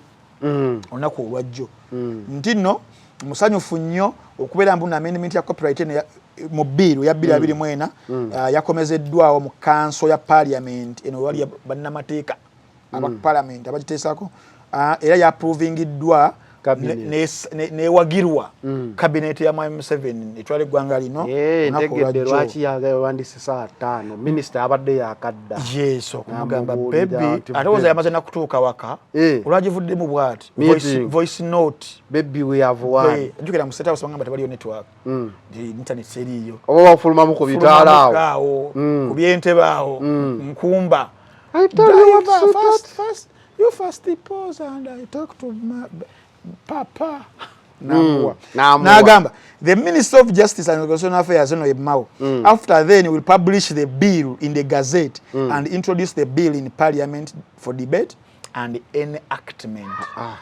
You can't publish in the Gazette before Parliament. And Gazette bill mu Gazette egenda bagenda bagidiscussingako. Badde manyi mu Gazette mugenda mbivudde mu Parliament. Gazette mugenda mu ebintu biyitirivu nnyo. Okitegeera. So wano bill egenda mu Gazette whereby baji introducing mu Parliament for debate. Ne bano Kenza ali sure and enactment. Mu kujidebate yako kujiyisa. Kitegeeza yabijje ku true source of the Nile. Yes. Kati cabinet ebera province. Kati bino ebintu mwe mugenda mu debate numbers, it is a numbers game. Cabinet era numbers yezirina. Our wish and I don't think there is anyone opposing that. I don't think. Nti opposition yayimidde wakanye tesobola. Tewali. Yes. Kikolera bonna. Our wish of having the Copyright and Neighboring Rights Amendment 25 as Christmas gift, I think has been fulfilled. Yatugamba jatuwa Christmas gift. Kati copyright yeyo. Ekisoka okugifuna. Ekisoka 1. omanyi nagamba nze era njagala abantu bantegeere bulungi olunaku olwaleero. Frank Ntambi doesn't personalize issues. Mbadde n'obuzibu ne Eddie Kenzo naye nga buli ku subject matter abawagizi babitegeera ebyo era bakusanga bagala kujja mu maaso naye abalaba focus 360 bakimanyi fete tulina muntu gwe tuwalana tuba ku nsonga tuvola batolirako kumukkola kuno. Yes, tuba ku nsonga n'olwensonga eyo Kenzo ng'omuntu simuyinaako buzibu ng'omuntu nze mbadde mbeeranga nnyo kuki subject matter at hand eriwo. Now I take this opportunity first of all okwebaza Edilisa Musoza Eddie Kenzo okubeera nti nno fight because one nze ayogera naawe ni performing arts graduate omulamba kiza copyright nange enkwatako and I'm a performer basi chawandika scripts za movies nali nziwandika luli nenga tebali copyright nange ntyamu wano wawandika ebintu byone bagamba wagudde ddala okuva Tanzania but that is part of what Ntambi could do abantu baite bamanyi kyokola temanyi yes tamanyi background yange but I'm part of the performing arts. So Eddie Kenzo, I take this opportunity as a performing artist, a graduate, a performer and an analyst, a communicator and a commentator to thank you olwa fight eno. Sijagenda nnyo ku means bagamba the end. If the end has been for Eddie Kenzo to sell out his soul for the amendment, for the bill, okuddamu okubeera amended, I mean the act to be amended, so be it. I will have to swallow a humble pie. Means he has taken the sacrifice. Yes, it means okubeera nga sakkanya nazo. Now at least the end has justified the means. Into omusajja ebyaddala ensonga kali agenda jigusa eringa 90%. Eddie Kenzo, thank you so much for this journey. Journey eno ebaddemu obuwonvu n'obusiriko, ebaddemu okucriticizing nga abamu ku boyenze, but glad enough tetuli ku personal issues nti kibeereko newe kiba kizze bane nkikube bane I'm not that kind of person. So Mr. Edilisa Musoza, thank you so much for Ugandan artists, Uganda performers, creators, innovators, bonna okubeera nti something like that is about to be delivered. Yes, then chetuddako phase 2 because these are phases. One, not all countries that have amended their laws about copyright, they are living heaven on earth. Oba kitegeera ensi ezisinga zina copyright ezina gundi ennungi but ogenda okuddayo kuwayo tochi nga nabo bakyali mu maziga olwa ensonga endala. Ogenda mu ggwanga lya China, Indonesia, India, Brazil and Singapore, ensi ezo 5 ze zisinga copyright piracy rate eri waggulu. Russia eri ku 91%. Nensi ya amaanyi super power bayina copyright law ya amaanyi naye abantu be Russia bagala nnyo okufuna ebintu mu bootlegging omanyi kitegeeza okitegeera okufuna ebyendola n'ensi y'amaanyi. Brazil nsi y'amaanyi, Indonesia okitegeera. So the presence of a copyright law neba y'amaanyi etya, it doesn't necessarily mean there want to be piracy. Oba okitegeera essaawa zino tuwagira Premier League naye kati nze sagala kwebako nnyo bujulizi naye engeri gyenamu emipiira Premier League okitegeera. So kyokola twatula omupiira bateekamu ne bukoodi obwo bagezeeko okutaasa naye tekinologi olaba nga firimu za tape nga webeereggwa kuliko FBI wali sigeye kusanga ne kopi eno oba okitegeera nga kopi olina kuzigula eri mu original stores na biki. Essaawa zino abayimbi mu hip hop, mu pop, mu R&B alangirira nga agenda kufulumya album next week n'eriikinga ne bagibba oba okitegeera. So awo tulina nawo okubeera nga tukola ki tumanyaawo eteeka tuba twetaaga oli policing obulungi. There is policing and enforcing wewali because even in the amended one of 2006 ebaddewo naye ng'eringa etaliiwo olwaki bakwata ekkubo ne baterawo URSB ne baterawo IP police, intellectual property police nga yeyina okubeera nga ekola policing ng'ekola n'ebirala etteeka libeere nga likola ne beesulirayo gwa naggamba. Era copyright ebaddala ebaddewo naye n'empya ebaddewo ebadde era ekola singa omuntu akwata n'ekibbe kye obadde osobola okugenda eruzira oba okitegeera. Kakati awo tukubiriza omulanga abakola policing bakole. Ekyokubiri waliwo kye bayita CMOs. Era CMOs ezo collective management organizations gundi yeziteekawo URSB as their mother body. Nti mu music muyina ki UPRS. Mu bw'obutabo kati nganza gye nandibadde ne mu firimu mu bw'obutabo tulina Euro Uganda Writers Reproduction Organization. Mu bafirimu tulina UFM Uganda Film Movie Industry. Okitegeera zibaddewo ezo. Kubanga ezo collective management organizations ze zibeerawo ku lw'abayimpi. One okulicensinga okukozesa emirimu gy'abannabitone okusinza lumu gya affiliatingira you license then n'okamayo ssente eziba royalties. Kawane eno abayimbi abadde bagamba media houses ate gwowaayo bakube naye tulina UPRS esasuza media houses zonna zikube kitegeeza copyright era weeri naye UPRS badde tetuusa olumu obange etuusa katono naye kati obuzibu obuliwo era kati kino kambere kategori kale nkyogere bwenti kansigana kutunuulira kanjogere n'abantu akabi akali mu copyright law. Copyright law is a private law. Singa nkeera ntambi n'enjiire kiyite kati nsajja muwandiisi nempandika script yange nsobola ossalawo ogenda ogiwandiisa ebeere copyrighted nsobola ossalawo nenjiwerayo ku bwereere. Owulira it is gwasalawo gwe nannyini gwe era twalina olutalo lw'amaanyi nnyo n'aba UFMI nga ndi ku side kati yaba distributors ba firimu eno nga bajja mu maduuka ne batugamba museringa pirated work. Who is complaining that we are infringing on their economic rights? Because bali batuvuna tuva firimu z'abazungu Hollywood movies ezo. Naye nga ate bali abazungu bennyini nyini wamalozi jamu omwetololo mu cinema. Ngazita zigenda ku downloads. Zigenda ku bulu bagita batya? That bulu gundi eyo. Nga tuzi downloadinga. Nga bo bayina other gundi endala nti bagala batunde kati culture. Kati go ojja n'ogamba nkukutte otunda pirated work kiba kikyamu era mu kooti nkusingirayo.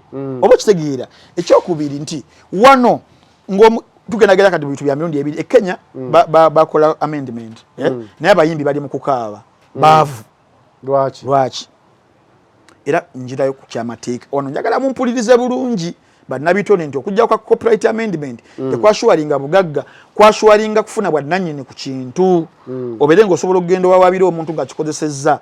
Now there are two situations. Wembeera nga nze muyimbi Zaneru kaneetume Zaneru Ragamuffin nenfulumya oluyimba nga baluyita basket sero nsobola okusalawo nenduwa radio ne TV balukubire bwereere nga tebasasudde. Oba kitegedde nsobola okusalawo obutalu copywritinga ne lubeera lwa bwereere era ogenda ku YouTube kuliko copyrighted kuliko free copyright. Yes. Kati nze singa mbeera mu katale nga nze Zaneru nenkuba oluyimba nempa radio ne TV bali beddusasulira balukube nze bampemu promotion nze ngende mbeere w'amaanyi erinnya ngende nfuna ebivvulu waliwo abayimbi abalala bagenda okubeera nga Zaneru bajje bakuriyetinga ejje lyabwe bo muziki waabwe nga bakumukolera wakumuzanyiba bwereere. Kakati radio ne TV zigambe bano ba kamiliyoni babekulu bagala tusasulire muziki waabwe mu UPRS mu license tetujja tulina n'obwereere katufire ku ono. Then ono abadde sita n'agwa ono n'ayambuka kyekizibu ekiri mu oba ntegerekeka bulungi. Nkutegedde That is how Edikezo. Yes. Gwe Waikibenda. Yes. Gwe Gravity wakikubadda. Gwe Palaso Alien Ski. Ogambye zizo radio zikubako. Kasente ko wano mu nsawo. Radio negamba kale. Tetujja musobola oyo Zanera atalina kyali n'agamba naye ninayo tune yange. Radio kubira bwereere. Mu budde bwe bali kubira kino kati awaberawo ekipapula kye musayininga nize muwadde akubire bwereere.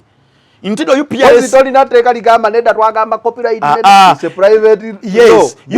UPRS wejja ngejja okubeera ng'esolooza esolooleza ba members bayo bokka. Wembeera nga saakuba ku music wa ba members ba UPRS terina lukusa kunzija ko license. Kati singa tuba tucreate nzeba n'abayimbi abalala nga tagenze na mu UPRS kumusolooleza yenga ze individual bali mu nkube bagenda creating ba musicians abalala bagenda ogendera ku ekyo because kiri mu promotion ne UPRS tejja sente ku buli luyimba only oli registered under copyright webale kubanga me producing a song doesn't give it copyright right away. You have to go and register for copyright protection. Yeah. Oshitegeera kati kyezo nduki kugamba Zaneru simayo bolimpa lunaku njakuwa lunaku njakuwa lunaku Zaneru nzayogera naawe naliko inspection officer owa UFMI aba film ngafa abagaba licenses naye twafuna obuzibu ne batusuubinga mu court ng'ogenda ku library y'omwana n'oyagala owe license ku mirimu egitali gy'aba members bo mu mateeka bakwata oba overstep is a mandate. Your mandate is to license okkirize bazanye emirimu gy'aba members bo, then go ofune royalties okuva mu bo. Then why would you go there and you give out a license of works egitali gy'ojjo olina protecting? These CMOs is acting as agencies. Kati akakodo kajja kubakango. Every artist must be affiliated. Not must, era obulinyide dembere. Era obuzibu obwakolebwa twali twagala genda ku association. Twali twagala tewaliwo nsingo gyeko Uganda. Erina federation ezirina association. Nedda anti ndi ku CMOs. Wano buli docket bagiwa CMOM. Eri bwanafe betukoppa. There are over 1000 CMOs. Tisinga nzija mu agency UPRS ne banziba. Ne bampa katono. Kale wana Uganda waliwo monopoly. Byebintu bimu n'ebyeNSSF nti woba osevinga bali baagala bakkirize other companies zijenga zicollectinga gundi eyo nga olaba NSSF. Omuntu alondewo kibiina kye kigenda omukolera. Si kumuteka mu monopoly market. Kakati wano bayimbi bangi tebali under UPRS. Tebali. Era jukira mu kaseera ka 2017 aba UPRS basula enkundi nga bagala genda kwata abaana basala nnyimba abayimbi nga Bebe Cool, David Lutalo n'abalala b'amanyi ne babagaana temugana abaana abo kusala nnyimba kuba bapromotinga omuyimbi gwe nanyini kiyiye oba ne right tomukwatako oyo kikyo okay oba kitegeera so edikenzo yajjeeyo simanyi oba abaganda baffe banakitegeeranga bwe njagala okibanyonnyola naye nga reality bajja gifuniranga mu kooti eyo copyright Vaneru seriro ya nena gisoma nenjikuguka kyo kisigaddeyo focus tunafira linda deni ekiriwa kiyangambye ekyabagondi ekyaba UNCC okutwalibwa mu kooti okuwemula yes ekisookera ddala era nze bannayenda wano nongamba tomuyimbi ajja muwemu muzibu era ngenda mu kooti era bannaye bafiina mpozi nono mumulemese awo bane bakuwa ekibaasa n'otulyamu olukwe twagenza okulabanga ono tawemula akunama liita dansi olwo n'asooka akunama olaba nga wetudissectinze ensonga ya Chameleon ensonga nga y'amateeka basebo ne bannyabo tebeerako anywhere omugenda gendera ku kya moral ba moralists ne ba custodian ba morals nga owekitiibwa Katikkiro they will be there, they will say whatever they will say and it will work okusinziira kubakkiririza mu kyayogedde n'ennono w'ebityo newe mugenda mu mateeka kirala mu mateeka bakugamba define obuseegu omanyi obuzibu bwe twafuna wano nga tugenda okusayininga Anti-Pornographic Act eyali gundi yali wa Uganda nga ava Karamoja Father Rokodo webale nnyo kati obuzibu obwaliwo obumanyi mbukubula batugamba bagenda nagula ne pornographic detecting machine ng'ebeera awo neekuba mu ssimu yo nega Gloria Bugi omutambuza kati etteeka libatteeka etteeka one terikolera ku morals etteeka terikola ku lulimi lwokka libeera universal libeera gazi kati bali nkunyumeza ku kya anti-pornography nga etteeka eri obuzibu bwaliwo nga babagamba define nudity nga baliwo bali bagamba nti singa skaati ebeera esussa amavivi eno waggulu that is nudity ojjukira ndibagala n'okuleeta simanyi skaati bikoze bitya ne biremererwa lwaki ne siriiti bazoogerako omanyi lwaki byagaana the whole region of Karamoja bo n'okwambala tebambala. So they are exposing their nudity. Yes. To them it so is should not we say that they are immoral? Or no, they are basasanya obuseegu, basasanya nudity, should we? Yet etteeka doligambye nti defining nudity. Singa olugoye lusukka amaki amavivi gende eno waggulu. Ndaba n'Abamerika ku bbeere lyonna we babalira nudity nywanto yokka kasoli agiraba ti basako sellotape naye oli wabeera nebbere n'alisibako bulungi wano enywanto n'agisabika awo aba ayambadde kati muteeka tewaliwo ngeri n'emu gy'osobola kuvunaana Dexter Daps mbu yazze najja n'ekitanda n'agenda nakolerako ebyakoze because buli kimu bakidefininga mu tteeka.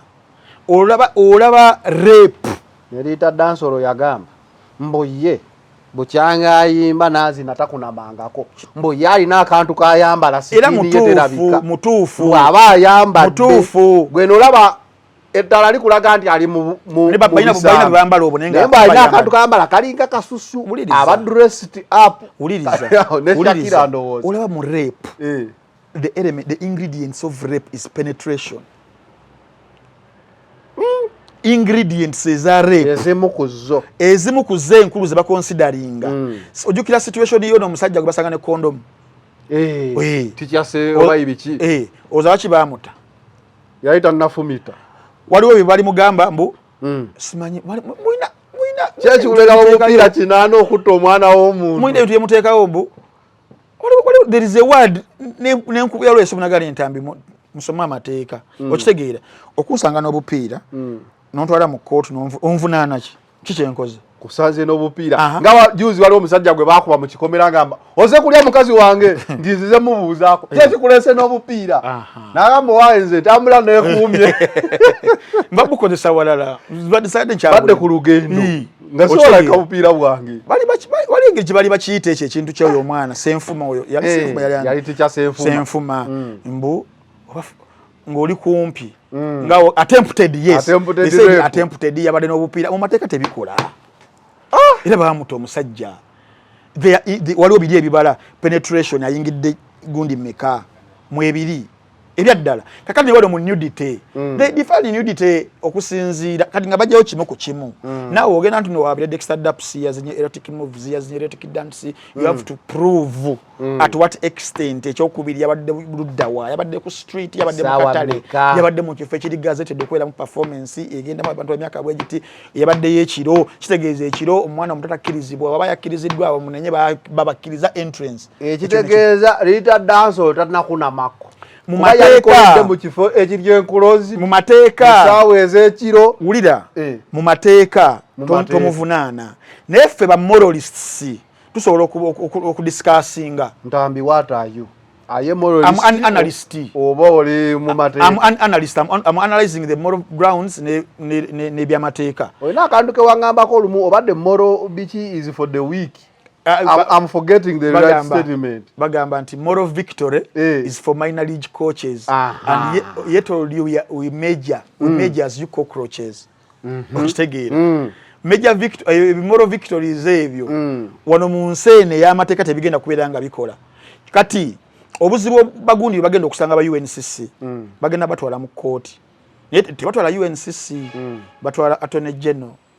Ekitongole kya government kyonna kiba kigize Attorney General wabira najja na ku lwa government kati twagala compensation tuzibanja government UNCC so sabawolereza wa government gwe tulina okutwala yajjawolereze kati sookera ddala bwe mwavudde wakatikiro mwewadde amagezi kutulopa government y'eggwanga lino Uganda anti kati rabayo nze ndi mulwanizi wadde mbamu an activist eweddala lwaki if we allow those things to come to omuntu asobola atuuza batuuzizza balina ayisa kyayisiza as a decree nekikola naye nga tayise mateeka kigenda kuva ku bali lupaza abawemuzi besikiririzaamu kidde kufa aboogera oli akira agambe the final channel temuddamu kukyaza Frank Antambi akola kuta gavumenti naye nga omubuuza okyogeddemu under which act teeka ki nga UCC weekola UCC webeera yakususpending ereeta teeka under section biki tusazeewo wekiti ne bali batula butuze mu kakundi ne bagamba tu blacklisting ze person gravity bawemula enyimba ziwemula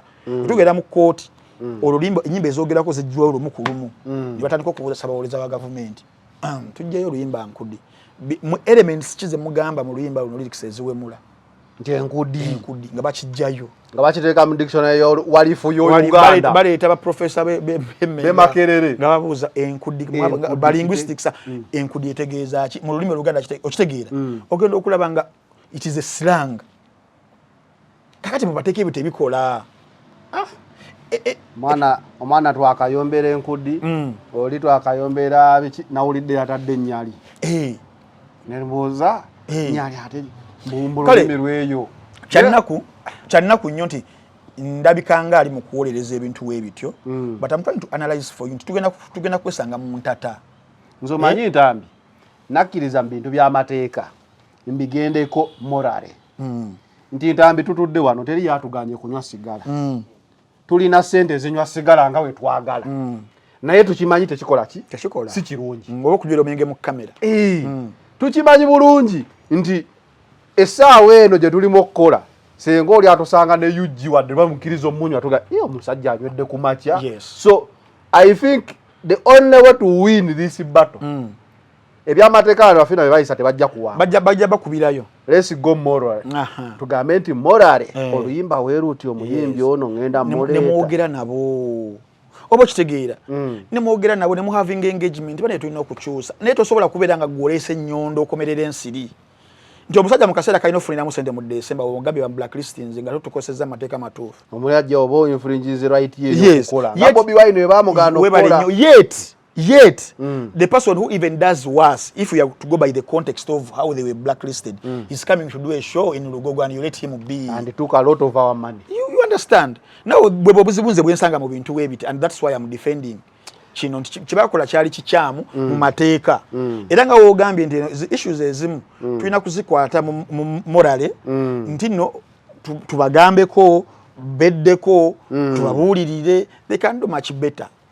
Ne oleta eryanyi nga weefudde ayitidde mu mateeka yeti ng'ogayiseemu bubi bagenda ba petitioninga babasibe oba eggwanga liyiririre and before you know mugenda kuluzinga ebifo mwe bafiina nga mufiiriza gavumenti mwagala okuimpressinga kale tumalirize ne Linda Dan Linda Dan kyeki mutuuseeko bannaye Linda Dan abaddewa simanyi lwaki bagamba she's back she's smaller she's biki Linda Dan abatamulabako mu 2014 ngakola ku Urban what UBC Urban yali UBC yali akola ku Magic I think yali afaanana bwatyo nga wali kati nga mwala mutono she was slim then ibanga werigenda nafuna omubiri gwe yafuna ogwamufuula sensational okubeera nti nno tumulaba ne tusanyuka kati ngafa abagala ebisava akayimba kamasava ate nga go omusajja wa bisava era kirinda dene nagamba era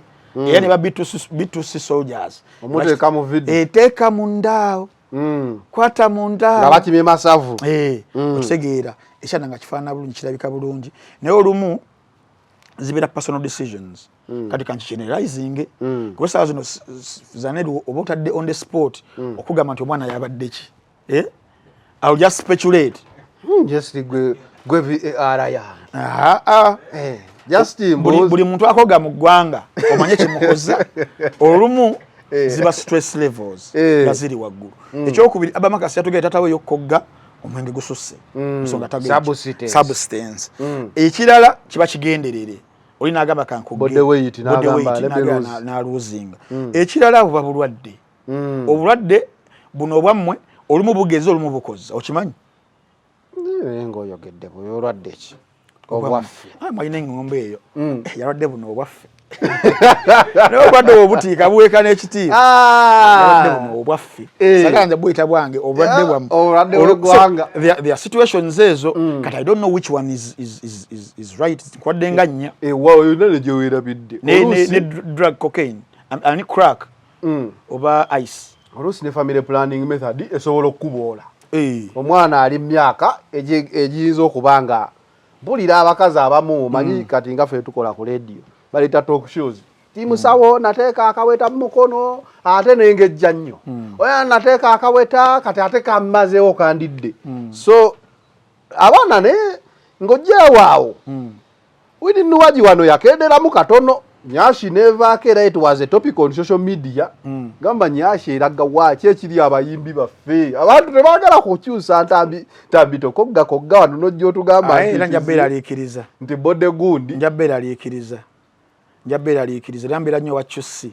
saagala kukogga naye nga ye buninwaji yali mukyala omubiri gwego biki okubala yakogga omuziki gwake uninwaji nali naye ku Lwokutaano ngenda kuwa ka video kaakano nga mukazi akomyewo buli kimu kikomyewo yamala n'ategeera nti okukendeeza omubiri kina kye kijja ngamba ntambi abo abaana eyo yali AI bamukola AI ntambi nzo omutuufu nzuno kankulaga video goyinza okulowooza mpaka omwana bambi alina omubiri gwe kiriwa kinyabo abaana bajjanga kulaba kiwini Nuwaji ne bakikwata ku bisambi ne kibakuba kasita byaggwako omuziki ne gugenda kati Linda Dani ono abantu bakeranga kweni TV babiyitanga baki after 5 waliwo nebyo ebyekiro bye twalabanga mu dance party nga buli omu ayagala laba Linda Dani kati TV yakozza abantu tebakyalaba bazze eri ku BBS balaba binampijja bigundi bi Florence uno fire baby siyenze nayo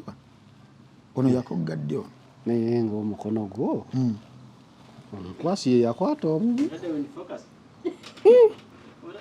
nga kiŋŋamba ne banenyumirwa the final channel nkunyumirwa ku lwokubiri naye musajja gwoli naye ntanyo omukono gwo gwali gwagala kukwata ate kankulage ki Jasmine kinyabo ki baby kati nga Jasmine okoganga otugamba it is your personal decision there are some decisions that are not allowed to be personal naye ntabyo onyumiddwa bannaye okirabo wekifiringa comfortable mu kifuba kyange ki Jasmine Nuwaji we yaŋŋamba nange ntambi singa otuwasa babiri ne Jasmine ndami n'otuwasa omusajja gwe ffe ne tubeeranga ewuwo ne bagamba mugamba olinda buno video wena bunsinikira muteremu abaana